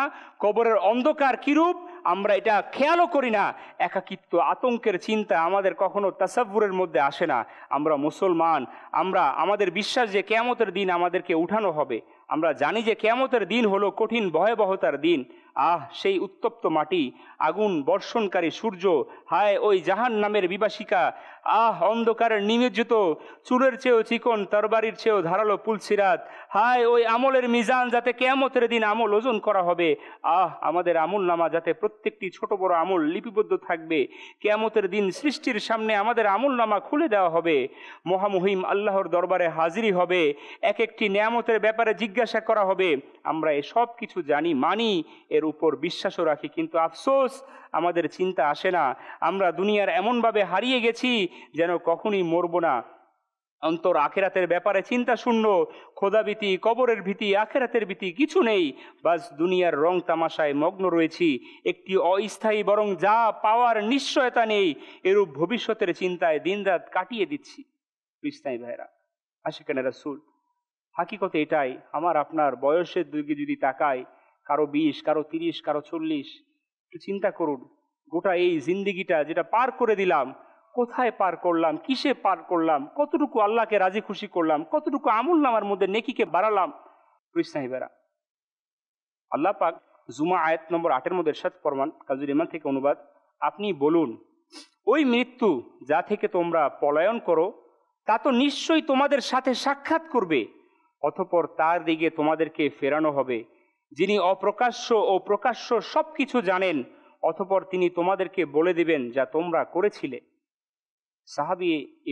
সাহাবি হজরত আব্দুল্লাহ ইবনে ওমর রাদিয়াল্লাহু তাআলা আনহুমা বলেন, আল্লাহ পাকের সর্বশেষ নবী হুজুর সাল্লাল্লাহু আলাইহি সাল্লাম একদিন আমাকে কাঁধে হাত রাখলেন আর বললেন, হে আব্দুল্লাহ ইবনে ওমর, দুনিয়ায় এমনভাবে থাকো যেন অপরিচিত, বা এমনভাবে থাকো যেন মুসাফির, আর নিজেকে মৃতদের মধ্যে গণ্য করো। হজরত মুজাহিদ রহমতুল্লাহ বলেন, হজরত আব্দুল্লাহ ইবনে ওমর রাদিয়াল্লাহু তাআলা আনহুমা আমাকে বলেন, হে মুজাহিদ, সকাল করো তো সন্ধ্যার ব্যাপারে ভেবো না, সন্ধ্যা হয়ে গেলে তবে সকালের ব্যাপারে ভেবো না। হে আল্লাহ পাকের বান্দারা, নিশ্চয়ই তোমরা জানো না যে আগামীকাল তোমাদের নাম কি হবে, অর্থাৎ তোমাদের কি জীবিতদের মধ্যে গণ্য করা হবে নাকি মৃতদের মধ্যে। প্রিয় ইসলামী ভাইয়েরা, মাদানী চ্যানেলের দর্শক শ্রোতা, আফসোস আমাদের দুনিয়াবি ভবিষ্যতের চিন্তা তো ব্যথিত করতে থাকে, কিন্তু আখেরাতের চিন্তা ব্যথিত করে না। কোথাকার ভবিষ্যৎ, ভবিষ্যৎ তো দূরের বিষয়, আগামীকাল কে দেখবে। বরং বাস্তবতা এটাই যে আমরা পরবর্তী নিঃশ্বাস সম্পর্কে অবহিত নয়, জানি না আগামীকাল আমাদের জন্য আসবে কি আসবে না। সাহাবী রাসূল হযরত আবু সাঈদ খুদরি রাদিয়াল্লাহু তাআলা আনহু বলেন, একবার সাহাবী হযরত ওসামা বিন যায়েদ রাদিয়াল্লাহু তাআলা আনহুমা 1 মাসের বাকিতে কোনো কিছু কিনেছিলেন। এতে আল্লাহ পাকের সর্বশেষ নবী হুজুর সাল্লাল্লাহু আলাইহি সাল্লাম সতর্ক করে ইরশাদ করলেন, তোমার কি ওসামার প্রতি আশ্চর্যবোধ হয় না? সে 1 মাসের বাকিতে জিনিস কিনছে। ওসামা দীর্ঘ আশা করছে। ওই সত্তার শপথ যার আয়ত্তে আমার প্রাণ, আমি আমার চোখ খুলে তো মনে হয় যে আবারও চোখ বন্ধ করার পূর্বে আমার রূহ কবজ করে নেওয়া হবে। যখন আমি কোনো ঘ্রাস লোকমা মুখে দেই তখন মনে হয় যে এটা আমি চিবাতে পারবো না, তার আগেই মৃত্যু চলে আসবে। অতঃপর ইরশাদ করেন, হে আদম সন্তান, যদি জ্ঞান রাখো তবে নিজেকে মৃতদের মধ্যে গণ্য করো। আমরা তো বাস এমনভাবে নিজের জীবনকে তৈরি করেছি, আমাদের তো মৃত্যুর কথা স্মরণই আসে না। আমাদের এই রূহটা বের করে ফেললে আমার আপনার কোনো মূল্য নেই, এটা আমি আপনি এক বাক্যে বিশ্বাস করি। কিন্তু আমাদের দাম্ভিকতা এখনো কমেনি, আমাদের বাহাদুরি এখনো কমেনি, আমাদের ক্ষমতা এখনো কমেনি, আমাদের হিংসা অহংকার এখনো কমেনি। যদি আমি হাকিকতে ওই মৃতদের মধ্যে নিজেকে গণ্য করতাম, তাহলে আমি আপনাকে নিজেকে বিনয় করে ফেলতে পারতাম। আমার আপনার মধ্যে কখনো কারো মুসলমানের মধ্যে শত্রুতা সৃষ্টি হতো না, কখনো আমার অন্তরে অহংকার আসতো না, যদি হাকিকতে আমি নিজের মধ্যে মৃতদের কথা স্মরণ করে নিজের জীবনকে পরিচালিত করতে পারতাম। কৃষ্ণাই ভেরা নবী সাল্লাল্লাহু আলাইহি সাল্লাম স্বয়ং নিজে বলতেছেন না, চিন্তা করুন, যিনি কুল কায়নাতের মালিক ও মুক্তার, আল্লাহ তাআলা যাকে অথরিটি দিয়ে দিয়েছেন, জান্নাতের মালিক বানিয়ে দিয়েছেন, নবী সাল্লাল্লাহু আলাইহি সাল্লাম স্বয়ং নিজে মৃত্যুকে সর্বদা স্মরণ করতেন। অথচ হুজুর সাল্লাল্লাহু আলাইহি সাল্লাম নিশ্চিতভাবে ওহির মাধ্যমে জানতেন যে এখনই মৃত্যু আসবে না। আমার নবী জানতেন, কারণ আল্লাহ তাআলা ওনার সাথে ওনার সম্পর্ক এমনই ছিল, নবী আম্বিয়া আলাইহিস সালামদের সাথে সম্পর্কটা এমনই যে ওনারা জানতেন ওনাদের মৌত কখন আসবে। কৃষ্ণাইবেরা দিন পরিপূর্ণ হবে, অতঃপর দুনিয়া থেকে বিদায়ের সময় আসবে, এরপরও তিনি মৃত্যুকে সর্বদা সামনে রাখতেন। নিশ্চয়ই এটি আমরা গোলামদের জন্য শিক্ষা, অন্যথায় তিনি তো জান্নাতের মালিক, তিনি তো শাফিয়ে মাহশার, তার শাফায়াতে উম্মত জান্নাতে যাবে, তার সাথে আল্লাহ পাক সর্বোচ্চ সম্মানিত স্থানের ওয়াদা করেছেন। তাকে দুনিয়া থেকে যাওয়ার পূর্বে আল্লাহ পাক তাকে অধিকার দিয়েছেন যে হে মাহবুব সাল্লাল্লাহু আলাইহি ওয়াসাল্লাম, দুনিয়ায় যদি অবস্থান করতে চান তবে আপনার ইচ্ছা, আমাদের নিকট আসতে চাইলে তবে এসে যান। এমনিতেই আম্বিয়া ইকরাম আলাইহিমুসসালাম মৃত্যু শুধুমাত্র এক মুহূর্তের জন্য এসে থাকে। আমাদের আকা ও মাওলা মক্কি মাদানী মুস্তাফা সাল্লাল্লাহু আলাইহি ওয়াসাল্লাম আল্লাহ পাকের দান ক্রমে এখনো তার রওজা মুবারকের মধ্যে জীবিত রয়েছেন। কৃষ্ণাইবেরা হ্যাঁ, আমরা ওই নবীর উম্মত, ওই নবীর গোলাম, যেই নবী দুনিয়াতে থাকা অবস্থায় নিজেকে মৃতদের মধ্যে সামিল করে নিতেন এবং সাহাবায়ে কেরামকে তিনি উপদেশ দিতেন, আদেশ করতেন, বড় আশা করিও না, নিজেকে মৃতর ন্যায় মনে করো। আর আমরা সেই নবীর গোলাম। আমরা এটাও শুনলাম হুজুর সাল্লাল্লাহু আলাইহি সাল্লাম এর শাফাআতের মাধ্যমে উম্মত জান্নাতে যাবে। তো আমরা ওই নবীর গোলাম, ওই নবীর উম্মত, তার শাফাআতের আকাঙ্ক্ষা রাখি, কিন্তু ওই নবীর হুকুম অনুযায়ী আমরা আমাদের জীবনকে অতিবাহিত করি না, সুন্নতের রঙে নিজেকে রঙিন করি না। আল্লাহ পাকের তার হাবিব সাল্লাল্লাহু আলাইহি সাল্লাম যে কাজে অসন্তুষ্টি, সেই কাজ করতে আমরা দ্বিধাবোধ করি না। কৃষ্ণাই ভাইরা, আমাদের মৃত্যু সম্পর্কে আমরা জানি, মৃত্যুর সময় এমন যেটা আমরা কেউ দেখিয়েওছি, আমরা আমাদের ঘরের মধ্যে হয়তোবা কারো লাশ আমাদের ঘর থেকে বের হয়েছে, সাখারাতের সময় ওই কঠিন মুহূর্ত একটু চিন্তা করুন। ওটা আমার আপনার সামনে তো অপেক্ষমান না, খুব শীঘ্রই আসবে, জানি না কখন। তো এটা তো আসবে, এটা তো নিশ্চিত। মালাকুল মৌত আমার আপনার কাছে হাজির হবে জানকে কবজ করে নেওয়ার জন্য। এটাই মাধ্যম আমাকে আপনাকে দুনিয়া থেকে চলে যাওয়ার। কেউ রেহাই পায়নি, পাবে না মালাকুল মৌত থেকে। কৃষ্ণাই বেরা, এখন একটু চিন্তা করি, ওই সময় আমার আপনার ঈমান কি নিরাপদ থাকবে? আমার আপনার কাছে কি নিশ্চয়তা আছে যে আমি আপনি ঈমান নিয়ে দুনিয়া থেকে চলে যেতে পারবো? আমরা জানি না মৃত্যুর পর আমাদের কবরটা কি জান্নাতের বাগিচা হবে নাকি জাহান্নামের গর্ত হবে। কিয়ামতের দিন আল্লাহ পাকের রহমত কি আমাদের নসিব হবে নাকি নসিব হবে না, আমরা জানি না। হুজুর সাল্লাল্লাহু আলাইহি সাল্লামের শাফাত অর্জন হবে কি হবে না এটা আমরা জানি না। পুল সিরাত আমরা সহজভাবে পার হতে পারবো কি পারবো না এটা আমরা জানি না। কিন্তু আফসোস, আমাদের এই বিষয়ে কোনো খেয়াল নেই, কোনো চিন্তা নেই। কিয়ামতের যে ভয়াবহতা, এর আগের ভয়াবহতা হচ্ছে কবর, এর আগের ভয়াবহতা হচ্ছে সাকারাতের মুহূর্ত। এবারে একটু চিন্তা করুন, আরে এমন এমন দুনিয়ার মানুষ চলে গিয়েছে, ওই মৃত্যুর মুহূর্ত আজরাইল আলাইহিস সালাম এমনভাবে জান কবজ করেছে যে তার ঘাড় ভাঁকা হয়ে গিয়েছে, তার জিহ্বা বের হয়ে গিয়েছে, তার মলমূত্র বের হয়ে গিয়েছে, তার লিভার বাস্ট হয়ে গিয়েছে, তার চেহারা বিকৃত হয়ে গিয়েছে। কোনো গ্যারান্টি আছে আপনি খুব সুন্দরভাবে দুনিয়া থেকে বিদায় নিব?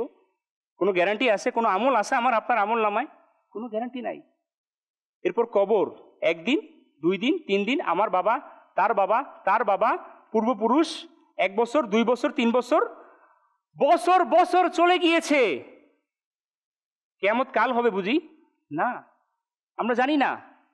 আজ মরে গেলে কবরটা আমাদের জন্য অনির্ধারিত। 1000 বছর চিন্তা করুন, 60-70 বছর এই জিন্দেগির তামাশার মধ্যে এমনভাবে মগ্ন হয়ে গিয়েছি, 1000 বছর জিন্দেগির কথা ভুলে গিয়েছি। আরে তার জন্য তো সৌভাগ্য যার কবরটা জান্নাতের বাগিচা হয়ে যাবে।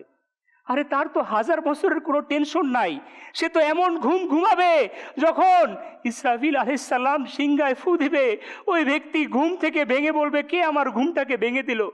আর যে জাহান্নামী হবে তার অবস্থা কি হবে? 1000 বছর চলে যাবে, সে কবরের মধ্যে আযাবের মধ্যে লিপ্ত থাকবে। কোনো গ্যারান্টি আছে আমার আপনার কবরে আযাব হবে না? কখনো কবরস্থানে তো গিয়েছি আমরা, কেউ কে আসি কবরস্থানে যায়নি? কবরস্থানটা দেখতে একই রকম, সবার কবরগুলো একই রকম দেখতে, কিন্তু সবার ভিতরের অবস্থা একরকম না প্রিয় ভাই।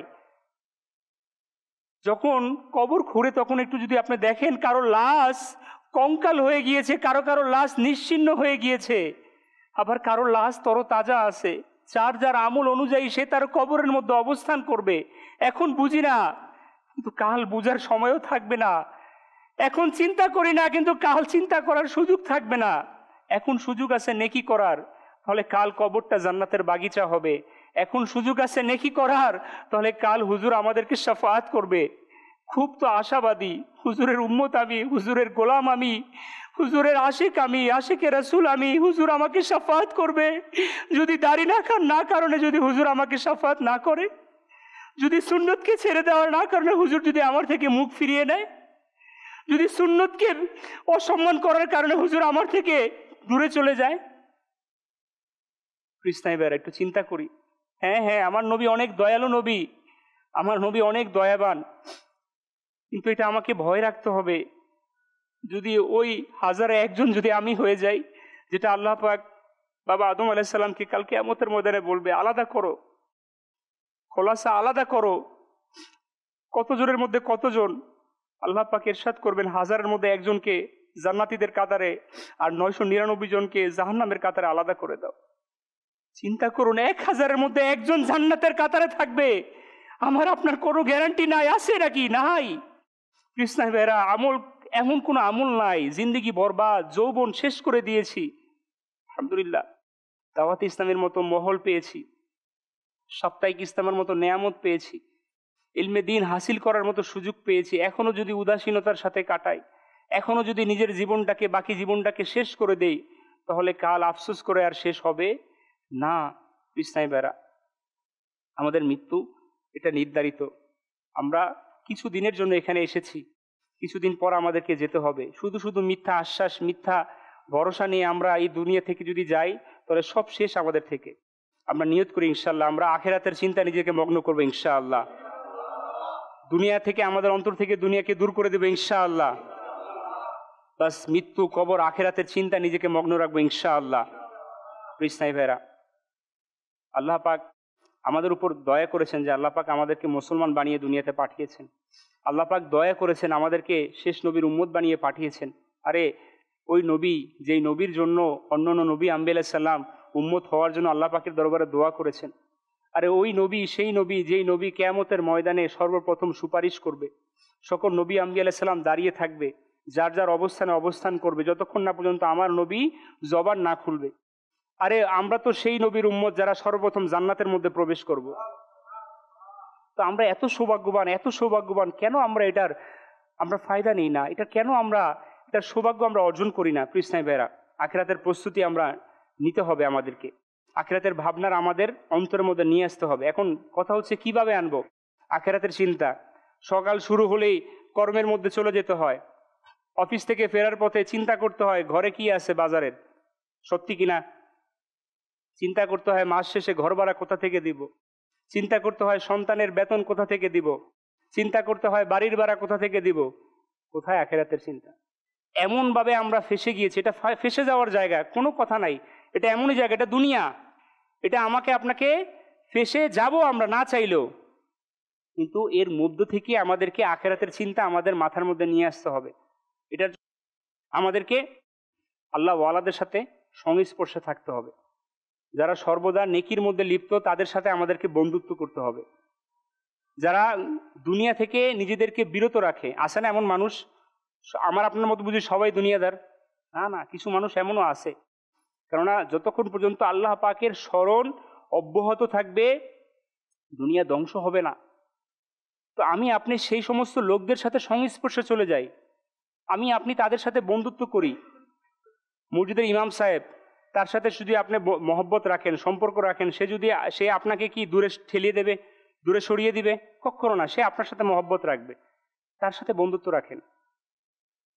আপনি যারা নেককার তাদের সাথে বন্ধুত্ব রাখেন। আলহামদুলিল্লাহ, মুবাল্লিগে দাওয়াত ইসলামী, যারা দাওয়াত ইসলামীর দিনী কাজের মধ্যে সম্পৃক্ত, তাদের সাথে বন্ধুত্ব রাখেন। ইনশাল্লাহ যদি তাদের সাথে আপনি সম্পৃক্ত থাকেন, আল্লাহ চাহে তো আপনার আখেরাত সুন্দর হয়ে যাবে, দুনিয়া আপনার জন্য সহজ হবে। এখন আমরা দুনিয়া নিয়ে চিন্তিত, তো তাই আমাদের দুনিয়াও কঠিন, আখেরাতও কঠিন। আল্লাহ তাআলা তো আমরা শুনেছি না কিছুক্ষণ পূর্বে, আল্লাহ পাক আয়াতে কারিমা নাজিল করেছেন। তো আমরা যাদের সাথে বন্ধুত্ব করলে আমাদের দুনিয়াও সুন্দর হবে, আখেরাতও সুন্দর হবে, আমরা তাদের সাথে বন্ধুত্ব করবো ইনশাআল্লাহ। এই পরিবেশটা আমাদেরকে দাওয়াত ইসলামী দিচ্ছে। বর্তমান ফিতনা ফাসাদের যুগ, এটা আমরা আপনারা সবাই জানি না। ঘর থেকে বের হলে গুনাহ একেবারে সহজ, চোখ খুললেই গুনাহ, একা হলে গুনাহ সহজ। এমন বন্ধু আছে যে বন্ধু দ্বারা আমার নেকি হয় না। আমাদের অধিকাংশ বন্ধুই কি, যারা আমাদেরকে গুনাহের মধ্যে ব্যস্ত রেখেছে। তো আমার আপনার জন্য সৌভাগ্য যে এই ফিতনা ফাসাদের যুগে একজন ব্যক্তি যিনি আলহামদুলিল্লাহ আমাদের মাথার তাজ রয়েছেন, ওলিয়ে কামিল রয়েছেন, দাওয়াত ইসলামের যিনি প্রতিষ্ঠাতা শাইখে তরিকত আমির আহলে সুন্নত, আলহামদুলিল্লাহ তিনি এমন ব্যক্তি যিনি নিজের জীবনকে কুরবানি দিয়ে আলহামদুলিল্লাহ এই সংগঠনকে উপহার দিয়েছেন, উম্মতে মুহাম্মাদিকে, যাতে করে এইটার মহলের মধ্যে, এই ছায়াতলের মধ্যে সকলে আমরা এসে আমাদের নিজেদেরকে সুন্নতের রঙে রঙিন করতে পারি। তো আমরা দাওয়াত ইসলামকে সঙ্গ দিব ইনশাআল্লাহ, সাপ্তাহিক ইসলামে আসবো ইনশাআল্লাহ, মাদানী কাফেলা সফর করবো ইনশাআল্লাহ। আল্লাহ পাক আমাদেরকে তৌফিক দান করুক। প্রিয় ইসলামী ভাইরা, এটার জন্য আমাদেরকে কিছু কিতাব পড়াশোনা করতে হবে। যারা আমরা পড়াশোনার অভ্যাস রাখি, অনেকে পত্রিকা পড়ি, যারা আমরা শিক্ষার্থী আছি বিভিন্ন স্কুল কলেজ ইউনিভার্সিটির, তা আমাদের অভ্যাস আছে কারো যে বিভিন্ন লেখকের বই পড়া। পড়ুন, কোনো না নেই, যদি সেটা শরীয়ত সম্মত হয়। আপনাকে পড়তে নিষেধ করা হয়নি, কিন্তু আপনাকে এমন কিছু বই পড়তে হবে যেটার মাধ্যমে আপনাকে আখেরাতের চিন্তা চলে আসবে, কবরের ভয় আপনার অন্তরের মধ্যে জাগ্রত হবে। কিছু বই এর ব্যাপারে আমি আপনাদেরকে অবগত করব। আমির আহলে সুন্নতের লিখা কিতাব, পুস্তিকা, ছোট ছোট রিসালা যেটা আপনারা মাকতাবের মধ্যে পাবেন। আলহামদুলিল্লাহ, কবরের প্রথম রাত একটা রিসালা আছে, এটাকে আপনারা ক্রয় করুন। এটার মাধ্যমে আপনার কবরের যে অবস্থা, এটা আপনার দৃশ্যপট খেয়ালে চলে আসবে। মৃত ব্যক্তির অসহায়ত্ব, সম্রাটের হার, কবরের পরীক্ষা, উদাসীনতা, মন্দ মৃত্যুর কারণ, এই যে বইগুলো একেবারে কম মূল্য, 20 থেকে 30 টাকা, এগুলো নিয়ে যান। এগুলো নিয়ে আপনি আপনার ঘরের মধ্যে নিজে পাঠ করুন। আপনার সন্তানকে, যাকে আপনি হাজার হাজার লাখ লাখ টাকা খরচ করতেছেন দুনিয়াবি পড়াশোনার জন্য, তাকে একটা বই ধরিয়ে দিন। সত্যি কথা, সত্যি এমনটা হবে, সে যত দুনিয়াবি পড়াশোনা পড়ুক, তার মধ্যে যদি কবরের ভয় চলে আসে, আখেরাতের ফিকির চলে আসে, সে কখনো পথভ্রষ্ট হবে, সে কখনো মা বাবার অবাধ্য হবে। মা বাবার অবাধ্য হয় কারা? যারা আখেরাতের ভয় রাখে না, যারা আল্লাহ পাকের ভয় রাখে না, যারা কবরের ফিকির করে না, তারাই তো মা বাবার অবাধ্য হয়। যে সন্তান দুনিয়াবি পড়াশোনার পাশাপাশি যে কবরের চিন্তা অন্তরের মধ্যে রাখবে, আখেরাতের চিন্তা রাখবে, আমল নামা নিয়ে চিন্তিত থাকবে, তখন সে মা বাবার বাধ্যগত হবে, সে হাকিকতে একজন সমাজের সুনাগরিক হবে। আমরা তো চাই না আমার দেশের সন্তান আমার দেশের সুনাগরিক হোক, আমার সন্তান আমার দেশের একজন উচ্চ পদস্থ কর্ণধার হোক, এটা আমরা সবাই চাই।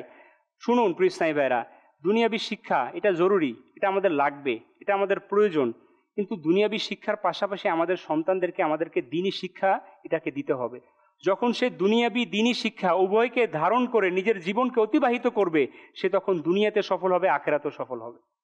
তো আমরা আমাদের সন্তানদেরকে এবং আমরা নিজেরাও কিতাব পাঠ করবো ইনশাআল্লাহ। আল্লাহ পাক আমাদেরকে তৌফিক দান করুক। প্রিয় ইসলামী ভাইরা, আমরা শুনছিলাম আখেরাতের চিন্তা ভাবনার বিষয়। আল্লাহ ওয়ালারা ইনারা আখেরাতের চিন্তা ভাবনা করতেন। তা একটা সহজ একটা মাধ্যম হচ্ছে, যদি আমরা চাই আমাদের আখেরাতের খেয়ালকে নিয়ে আসতে, প্রত্যহ, কে কে চাই? আমরা সবাই চাই। আমরা মাশাআল্লাহ, আমাদের ছিল দর্শক শ্রোতা, নিঃসন্দেহে আপনারাও চাইবেন, প্রত্যেকে আমরা চাইব।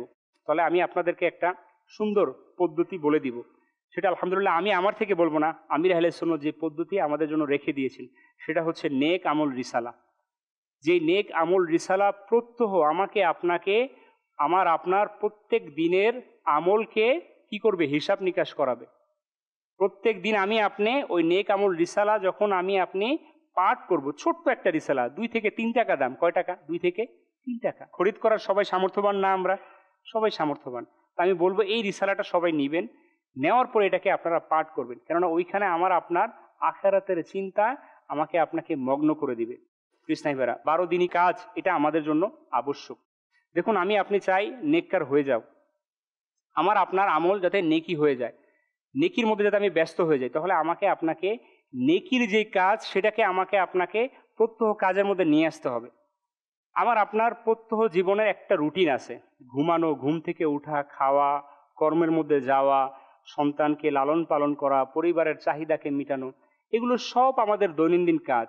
কিন্তু এই কাজের মধ্যে আমাদের কি কোনো কাজ এমন আছে যে কাজ করার মাধ্যমে আমার দুনিয়া আখেরাত, আমার কবর এবং আমার দ্বীনে ইসলামের উন্নতি হবে, এমন কোনো কাজ কি আছে আমার রুটিনের মধ্যে? এটা দেখার বিষয়। আমি মুসলমান, আমি ওই নবীর গোলাম যেই নবী তার গোটা জিন্দেগি কষ্ট করে ইসলামকে প্রতিষ্ঠিত করেছেন। তারপরে সাহাবাই কেরাম আলাইহিমুর রিদওয়ান, তার পরবর্তীতে আউলিয়া কেরাম রহিমুল্লাহুল মুবিন, তারা কষ্ট করে ইসলামকে আমাদের পর্যন্ত পৌঁছিয়েছেন। এখন আমরা যদি এই কাজকে ধরে রাখতে পারি, তাহলে কিয়ামত পর্যন্ত আমাদের নসল, আমাদের বংশধর এই কাজের মধ্যে থাকবে। আর যদি আমরা এই কাজকে ছেড়ে দেই, এখন আমার আপনার চোখের সামনে অসংখ্য প্রতিবেশী সন্তান এমন আছে যারা পথভ্রষ্ট হয়ে গিয়েছে, যারা দুনিয়াবের মধ্যে এমনভাবে ফেসে গিয়েছে, ওই মা বাবা এখন চিন্তিত যে আমার সন্তানকে নিয়ে আমি আফসোস করতেছি, আমার সন্তান রাস্তা থেকে বিচ্যুত হয়ে গিয়েছে। তো আমি আপনি যদি চাই যে না, আমার নাসল, আমার সন্তান, আমার ভবিষ্যৎ প্রজন্ম কিয়ামত পর্যন্ত ইসলামের মধ্যে দায়েম ও কায়েম থাকুক, তাহলে আমাকে আপনাকে নেকির দাওয়াতের কাজ করতে হবে, দ্বীনের দায়ী হতে হবে, মুবাল্লিগ হতে হবে। যদি এটার মধ্যে আপনাকে যদি নিয়োগ করতে পারি, তাহলে এটা আমার আপনার জন্য নিশ্চয়তা থাকবে। তো করবো ইনশাআল্লাহ। 12 দিনই কাজ, যারা আমরা জিম্মাদার আছি তারা আমরা জানি 12টা দিনই কাজ, এত সুন্দর কাজ কৃষ্ণাই ভাইরা, যেটা আমার আপনার নেকির পাল্লাকে ভারী করে দিবে, যেটা আমার আপনার ইজ্জত, মান, ইজ্জত, সম্মানকে বৃদ্ধি করে দিবে সত্যিকার অর্থে। আরে আমরা তো এমন আদনা ছিলাম দাওয়াত ইসলামীতে আসার পূর্বে, অসংখ্য মুবাল্লিগের জিন্দিগি এমন, অসংখ্য তোলাবাই কেরামের জিন্দিগি এমন যে মহলে আসার আগে তার জিন্দিগি ছিল একরকম, মহলে আসার পর তার জিন্দিগি আরেক রকম। কিছুদিন পূর্বেও মহলে আসার আগেও কেউ তাকে চিনত না, কিন্তু মহলে আসার পর, দিনই কাজ করার পর মানুষ তাকে চিনে, সে দাওয়াত ইসলামের মুবাল্লিগ। মানুষ তাকে জানে, সে ফজরের সময় মানুষকে জাগায়। মানুষ তাকে চিনে, সে মসজিদের মধ্যে মানুষকে ইলমে দ্বীনের দরজ দেয়। মানুষ তাকে চিনে, সে মানুষকে ধরে ধরে ইনফিরাদি কোশিশ করে, একক প্রচেষ্টা করে মাদানী কাফেলায় সফর করায়। আরে মানুষ তাকে চিনে এভাবে, সে যারা গুনাহের মধ্যে লিপ্ত তাদেরকে গুনাহ থেকে বাঁচায়। তো এই যে পরিচয়, এই পরিচয় যদি আমি আপনি নিয়ে দুনিয়া থেকে মরতে পারি, তাহলে এটা আমার আপনার জন্য সার্থক না ভাই? আমি আপনি অনেক বড় ব্যাংক ব্যালেন্স নিয়ে দুনিয়া থেকে চলে গেলাম, কোনো সার্থকতা নাই, বা সেটা দুনিয়াতে পড়ে থাকবে।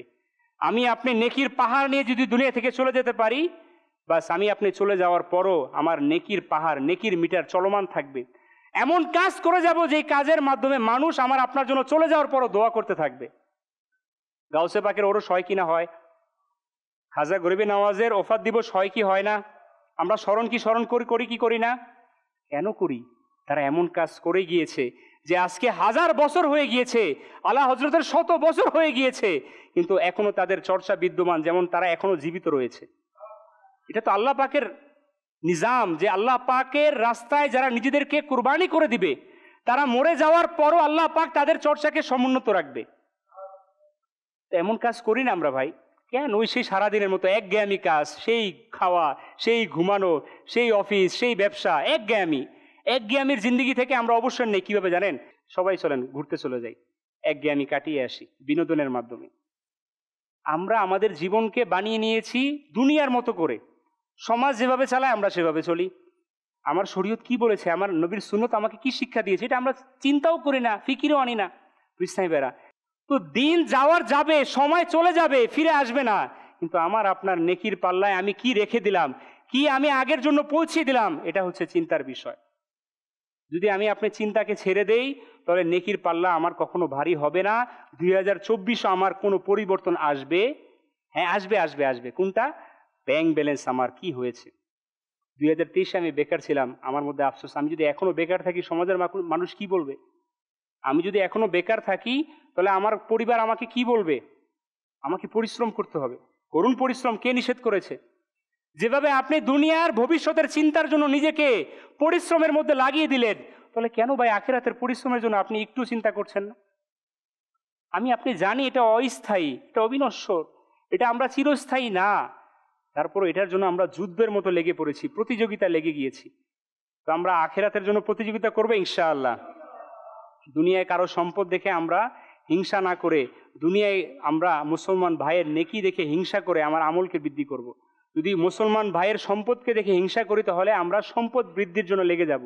আর যদি মুসলমান ভাইয়ের নেকিকে দেখে আমরা হিংসা করি তাহলে আমাদের আমল, এই হিংসা জায়েজ আছে। এই হিংসা কি আছে? ওইটা জায়েজ নাই। কোনটা? যেটা আমরা আরেকজনকে দেখি, এ তো ক্লাসে কিছুই পারতো না আমার সাথে, এ এত ইস্টাবলিশড, এত দূরে এগিয়ে গিয়েছে, হ্যাঁ আমি কি করলাম?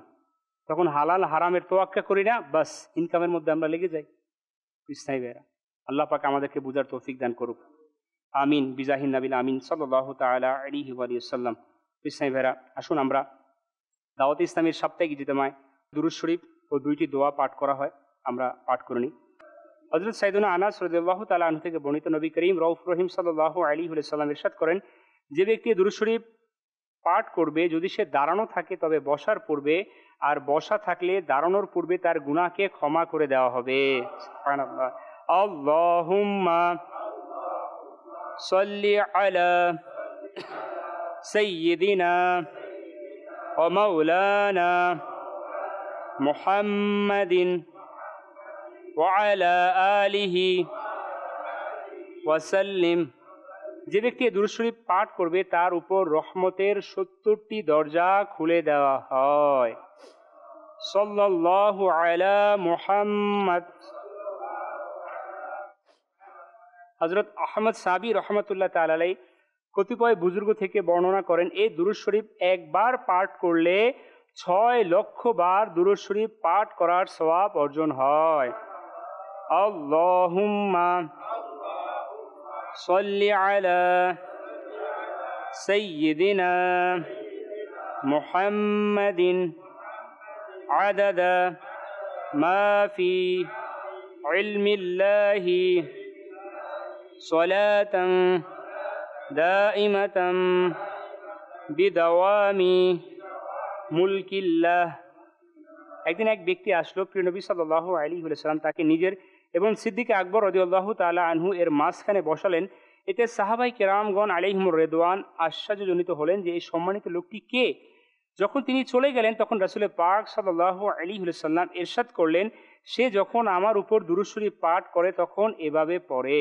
সুবহানাল্লাহ। আসুন আমরাও পাঠ করে নিই সেই দুরূদ শরীফ। আল্লাহুম্মা সাল্লি আলা মুহাম্মাদিন কামা তুহিব্বু ওয়া তারদা। নবী করিম রউফুর রহিম সাল্লাল্লাহু আলাইহি ওয়া আলিহি ওয়াসাল্লাম ইরশাদ করেন, যে ব্যক্তি এভাবে দুরূদ শরীফ পাঠ করবে তার জন্য আমার শাফাআত সুপারিশ ওয়াজিব হয়ে যায়। আল্লাহুম্মা সাল্লি আলা মুহাম্মাদিন ওয়া আনজিলহু আল মাকআদা আল মুকাররাবা ইনদাকা ইয়াউমাল কিয়ামাহ। হযরত সাইয়েদনা ইবনে আব্বাস রাদিয়াল্লাহু তাআলা আনহুমা থেকে বর্ণিত, প্রিয় নবী মক্কি মাদানী মুস্তাফা সাল্লাল্লাহু আলাইহি ওয়া সাল্লাম ইরশাদ করেন, এই দোয়া পাঠকারীর জন্য 70 জন ফেরেশতা 1000 দিন পর্যন্ত নেকি সমূহ লিখতে থাকেন। সুবহানাল্লাহ। জাযাল্লাহু আন্না মুহাম্মাদান মা হুয়া আহলু। প্রিয় নবী সাল্লাল্লাহু আলাইহি ওয়া সাল্লাম ইরশাদ করেন, যে ব্যক্তি এই দোয়া 3 বার পড়ে নেবে সে যেন সবে কদর পেয়ে গেল। আসুন আমরাও ভালো ভালো নিয়ত করে পাঠ করি। লা ইলাহা ইল্লাল্লাহু আল হালিমুল কারীম সুবহানাল্লাহি রাব্বিস সামাওয়াতি আস-সাবঈ ওয়া রাব্বিল আরশিল আযীম। লা ইলাহা ইল্লাল্লাহু আল হালিমুল কারীম সুবহানাল্লাহি রাব্বিস সামাওয়াতি আস-সাবঈ ওয়া রাব্বিল আরশিল আযীম। লা ইলাহা ইল্লাল্লাহু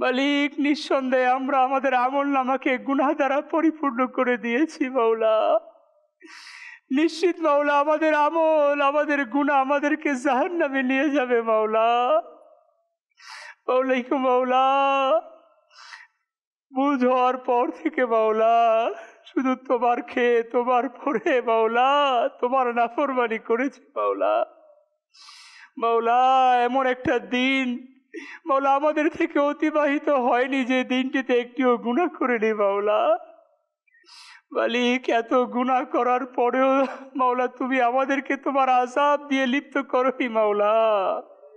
মালিক ও মাওলা, ইয়া রহমান ইয়া রহিম, মাওলা তুমি যদি আমাদের গুনাহের জন্য আমাদেরকে পাকড়াও করো মাওলা, আমরা ধ্বংস হয়ে যাব মাওলা। মাওলা, আমাদের গুনাহ অনেক বেশি মাওলা, অনেক বেশি, কিন্তু তোমার রহমত থেকে বেশি নয় মাওলা। ইয়া ইলাহাল আলামিন, মালিক মাওলা, হে মাবুদ মাওলা, দয়া করে মায়া করে তুমি আমাদের প্রত্যেকের জীবনের গুনাহগুলোকে মাফ করে দাও। আমাদের মেহেরবান মা বাবার গুনাহগুলোকে মাফ করে দাও মালিক মাওলা। জীবন থেকে আমাদের অনেকগুলো বছর, অনেকগুলো দিন আমাদের থেকে চলে গিয়েছে মাওলা।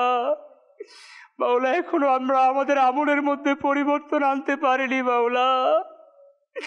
মালিক, তোমার ঘর তাওফ করেও, তোমার নবীর রওজা জিয়ারত করেও আমরা এখনো গুনাহ থেকে নিজেদেরকে মাওলা মুক্ত করতে পারি। মালিক, এখনো আমরা মালিক তোমার নাফরমানির মধ্যে দিনকে অতিবাহিত করছি মাওলা। মালিক, এমত অবস্থায় যদি মালাকুল মউত এসে হাজির হয়ে যায় আর আমাদের তওবা যদি কবুল না হয়, আমরা ধ্বংস হয়ে যাব মাওলা। মালিক, আমরা দুনিয়াতে ফেসে গিয়েছি মাওলা। মালিক, পরিবার পরিজন, সন্তান সন্ততি, মালিক দুনিয়ার ধন সম্পদ আমাদেরকে ফেসে দিয়েছে মাওলা। মালিক, তুমি আমাদেরকে মালিক দুনিয়া থেকে রক্ষা করে আখিরাত আমাদের জন্য সহজ করে দাও ইয়া ইলাহাল আলামিন। মালিক মাওলা, আমরা বয়ানের মধ্যে শ্রবণ করেছি মাওলা, আখিরাতের চিন্তা আমাদের জন্য দুনিয়া আখিরাতের কল্যাণ নিয়ে আসবে। মালিক, আজ আমরা দুনিয়ায় এমন চিন্তার মধ্যে মগ্ন রয়েছি মাওলা, যে চিন্তা আমাদের কবর আখিরাতকে ধ্বংস করে দিবে। মালিক, তোমার কাছে ফরিয়াদ মাওলা, তুমি আমাদের অন্তরের মধ্যে কবরের ভয় দিয়ে দাও, জাহান্নামের ভয় আমাদের অন্তরে দিয়ে দাও, তোমার আযাবের ভয় আমাদের অন্তরে দিয়ে দাও মাওলা। মালিক, এই আমল নিয়ে যদি কবরে যাই মাওলা, আর কবরটাকে যদি জাহান্নামের গর্ত করে দাও মাওলা, মালিক আমরা তোমার আযাবকে সহ্য করতে পারবো না মাওলা। মালিক, দুনিয়াতে সামান্য জ্বর, সামান্য অসুস্থতায় আমরা কাবু হয়ে যাই মাওলা। মাওলা, দুনিয়ার সামান্য রোগ আমাদেরকে দুর্বল করে দেয় মাওলা। মালিক, কবরের আযাব তো আমরা সহ্য করার ক্ষমতা রাখি না মাওলা। মালিক, তুমি তো আমাদেরকে দুর্বল করে বানিয়েছো মাওলা। হ্যাঁ মাওলা, আমরা আমাদের নফসের উপর জুলুম করেছি মালিক, আমরা আমাদের নিজেদের উপর জুলুম করেছি মালিক। আমরা তওবা করছি, তুমি আমাদের তওবাকে কবুল করে নাও মালিক। তুমি আমাদেরকে মাফ করে দাও মালিক। তুমি যদি ক্ষমা না করো, আমাদেরকে কে ক্ষমা করবে? আমাদের আর কোনো মালিক নেই, আমাদের আর কোনো খোদা নেই মাওলা। মাওলা, তোমার দরবার থেকে তুমি আমাদেরকে ফিরিয়ে দিও না মাওলা। মালিক, সকালবেলায় যদি মায়ের সাথে রাগ করে ঘর থেকে বের হয়ে যায়, আবার সন্ধ্যাবেলায় যদি মার কাছে ফিরে আসে, মা সন্তানকে গলা জড়িয়ে ধরে আদর করে মাওলা। ওই মাকে তো তুমি সৃষ্টি করেছো মাওলা, ওই মায়ের অন্তরের মধ্যে তুমি তো রহম ঢেলে দিয়েছো মাওলা। মাওলা, তুমি তো মাওলা রহমান রহিম গফফার মাওলা। মাওলা, ওই মা থেকেও তুমি অনেক দয়াশীল মাওলা। তুমি আমাদেরকে ক্ষমা করে দাও মাওলা, আমাদেরকে বেহিসাব মাগফিরাত দিয়ে দাও মাওলা। আমাদের আমল নামা থেকে গুনাহগুলোকে মুছে দাও মাওলা। মালিক মাওলা, আমাদের হায়াতের জিন্দেগিতে মাওলা কদিন বাকি আছে আমরা কেউ জানি না মাওলা। মালিক বাকি দিনগুলোকে আমাদেরকে নেকির মাধ্যমে অতিবাহিত করার তৌফিক দিয়ে দাও। উদাসীনতা, অবহেলতা মাওলা, নামাজের গাফেলতা মাওলা, দুরূদ শরীফের গাফেলতা, কত গাফেল আমরা মাওলা। নেকির বয়ান করি, ইলমে দ্বীন হাসিল করি, কিন্তু আমল করি না মাওলা। মালিক কিয়ামতের ময়দানে এটাও পাকড়াও হবে মাওলা। ইলম হাসিল করলাম আর ইলম অনুযায়ী আমল করলাম না মাওলা। মালিক তুমি আমাদের উপর রাজি ও খুশি হয়ে যাও মাওলা। আমাদের জন্য নেকিকে সহজ করে দাও, গুনাহকে কঠিন করে দাও। আমাদের জন্য মালিক ও মাওলা জান্নাত সহজ করে দাও মাওলা, জাহান্নামকে কঠিন করে দাও মাওলা। ইয়া রব্বুল আলামিন, মালিক ও মাওলা, আমরা বিভিন্ন জন বিভিন্ন পেরেশানির মধ্যে লিপ্ত রয়েছি মাওলা। মাওলা তুমি অন্তর্যামী মাওলা, তুমি বান্দার অন্তরের খবর জানো মাওলা। মালিক আমরা হাত তুলেছি মাওলা। মালিক তোমার কাছে ফরিয়াদ, আমাদের প্রত্যেকের পেরেশানিগুলোকে দূর করে দাও। আমাদের প্রত্যেকের দিলের নেক জায়েজ দোয়াগুলোকে কবুল করে নাও মালিক। আমাদের মালিক ও মাওলা যে সকল আমাদের জন্য মাওলা, মালিক ও মাওলা হাজতগুলো মাওলা আমাদের জন্য কল্যাণকর, সে হাজতগুলো আমাদের পূরণ করে দাও মাওলা। যেগুলো অকল্যাণকর সেগুলো আমাদের থেকে দূরে সরিয়ে নাও মাওলা।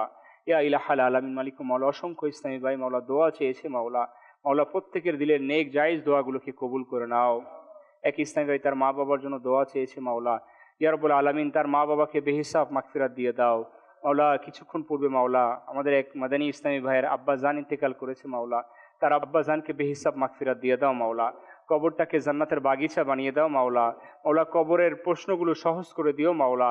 আমার নবীর সুপারিশ তার জন্য সহজ করে দিও মাওলা। ইয়া রব্বুল আলামিন, মালিক ও মাওলা, মালিক ও মাওলা অসংখ্য ইসলামী ভাই দোয়া চেয়েছে মাওলা। কেউ পেরেশানির মধ্যে রয়েছে, কেউ তার মা বাবার জন্য দোয়া চেয়েছে মাওলা। মাওলা আমরা যেই নিয়তে হাত তুলেছি মাওলা, বাস তোমার কাছে ফুরিয়ে আমরা ভিক্ষুক মাওলা, তোমার দরবারের ভিক্ষুক মাওলা। আমরা দুনিয়ার কারো কাছে হাত পাতিনি মাওলা। মাওলা তোমার দরবারে আলিশান মাওলা, তোমার দরবারে কোনো কমতি নেই মাওলা। তুমি আমাদেরকে পূরণ করে দাও মাওলা, আমাদের চাহিদাগুলোকে পূরণ করে দাও মাওলা। মালিক আমাদের হালাল রুজির মধ্যে বরকত দিয়ে দাও, আমাদেরকে হারাম থেকে বাঁচিয়ে রাখো মাওলা। আমাদের পরিবার পরিজনের প্রতি তোমার খাস রহমত নাজিল করে দাও। ইয়া ইলাহাল আলামিন, মালিক ও মাওলা দাওয়াত ইসলামীর মাওলা প্রত্যেকটি দিনই কাজকে তুমি সহজ করে দাও মাওলা। শাইখে তরিকত আমির আহলে সুন্নাত সহ সকল ওলামা আহলে সুন্নতের জাল মাল ইজ্জতের উপর তোমার রহমত নাজিল করে দাও। মুবাল্লিগা সহ মাওলা যত দাওয়াত ইসলামের জিম্মাদারান রয়েছে মাওলা, সকলের ইজ্জতের মধ্যে, মালের মধ্যে, ইমানের মধ্যে, নেকির মধ্যে বরকত দিয়ে দাও মাওলা। আমাদেরকে প্রত্যেককে মাওলা আখেরাতের চিন্তায় মগ্ন থেকে, দুনিয়ার চিন্তা থেকে আমাদেরকে হেফাজত দান করে দাও। ইয়া ইলাহাল আলামিন, মালিক ও মাওলা আমাদেরকে মালিক ও মাওলা কবরের সামান তৈরি করার তৌফিক দিয়ে দাও।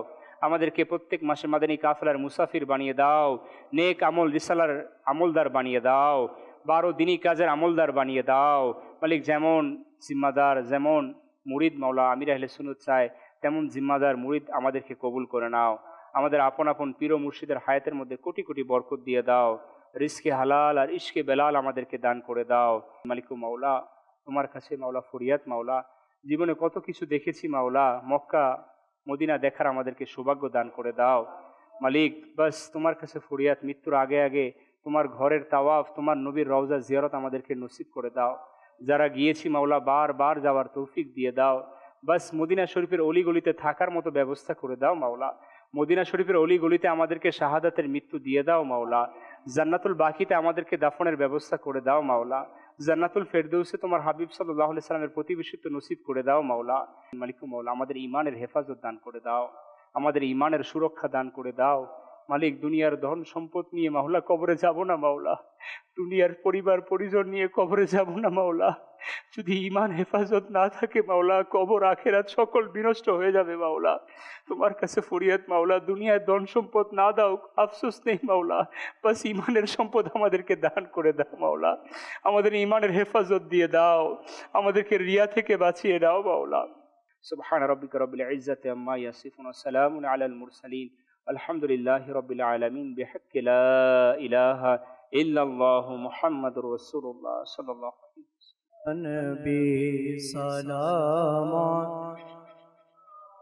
ইয়া রাসূল সালাম আলাইকা, ইয়া হাবিব সালাম আলাইকা, সালাওয়াত আলাইকা আমাদের মনের বেদনা বোঝাইলে কেহ বুঝে না, শোনাইলে কেহ শুনে না।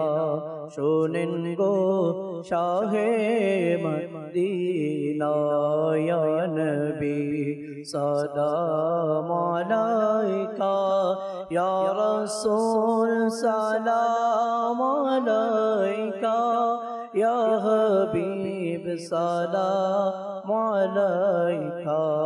সালাওয়াত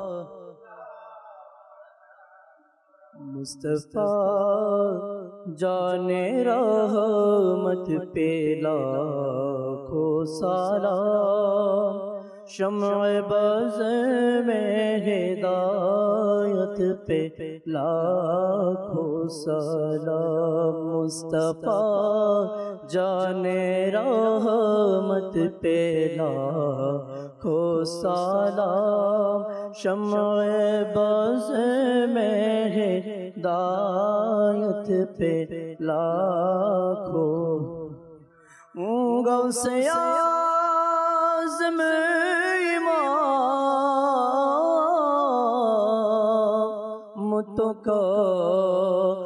मुतकव्विनुका, गौसे आज़म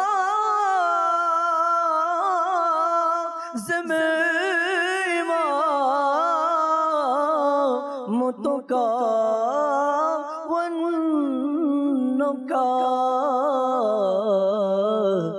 जलवाए शान कुदरत पे लाखों सलाम, जलवाए शान कुदरत पे लाखों सलाम।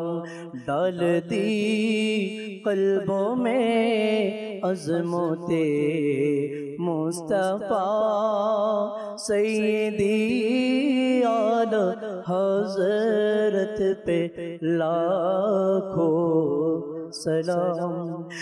फैज़ से जिनके लाखों नमाज़ी बने,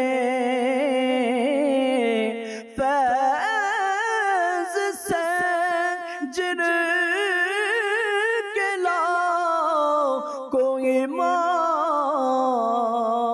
में सजे, उस आमीर रहले सुन्नत पे लाखों सलाम, उस आमीर रहले सुन्नत पे लाखों सलाम। मुस्तफा जाने रहमत पे लाखों सलाम, शम्अ बज़ में हिदायत पे लाखों सलाम। মজলিস থেকে ওঠার দোয়া পাঠ করে নিয়ে সলাতু ওয়াসসালামু আলাইকা ইয়া রাসূলুল্লাহ, সুবহানাকা আল্লাহুম্মা ওয়া বিহামদিকা লা ইলাহা ইল্লা আনতা আস্তাগফিরুকা ওয়া আতুবু ইলাইক। সুবহানাকা আল্লাহুম্মা ওয়া বিহামদিকা লা ইলাহা ইল্লা আনতা আস্তাগফিরুকা ওয়া আতুবু ইলাইক। সুবহানাকা আল্লাহুম্মা ওয়া বিহামদিকা লা ইলাহা ইল্লা আনতা আস্তাগফিরুকা ওয়া আতুবু ইলাইক। সালাতু ওয়াসসালামু আলাইকা ইয়া নবী আল্লাহ ওয়া আলা আলিকা ওয়া সাহবিকা ইয়া নূর আল্লাহ, লা ইলাহা ইল্লাল্লাহু মুহাম্মাদুর রাসূলুল্লাহ সাল্লাল্লাহু আলাইহি ওয়া সাল্লাম। जिनकी दावा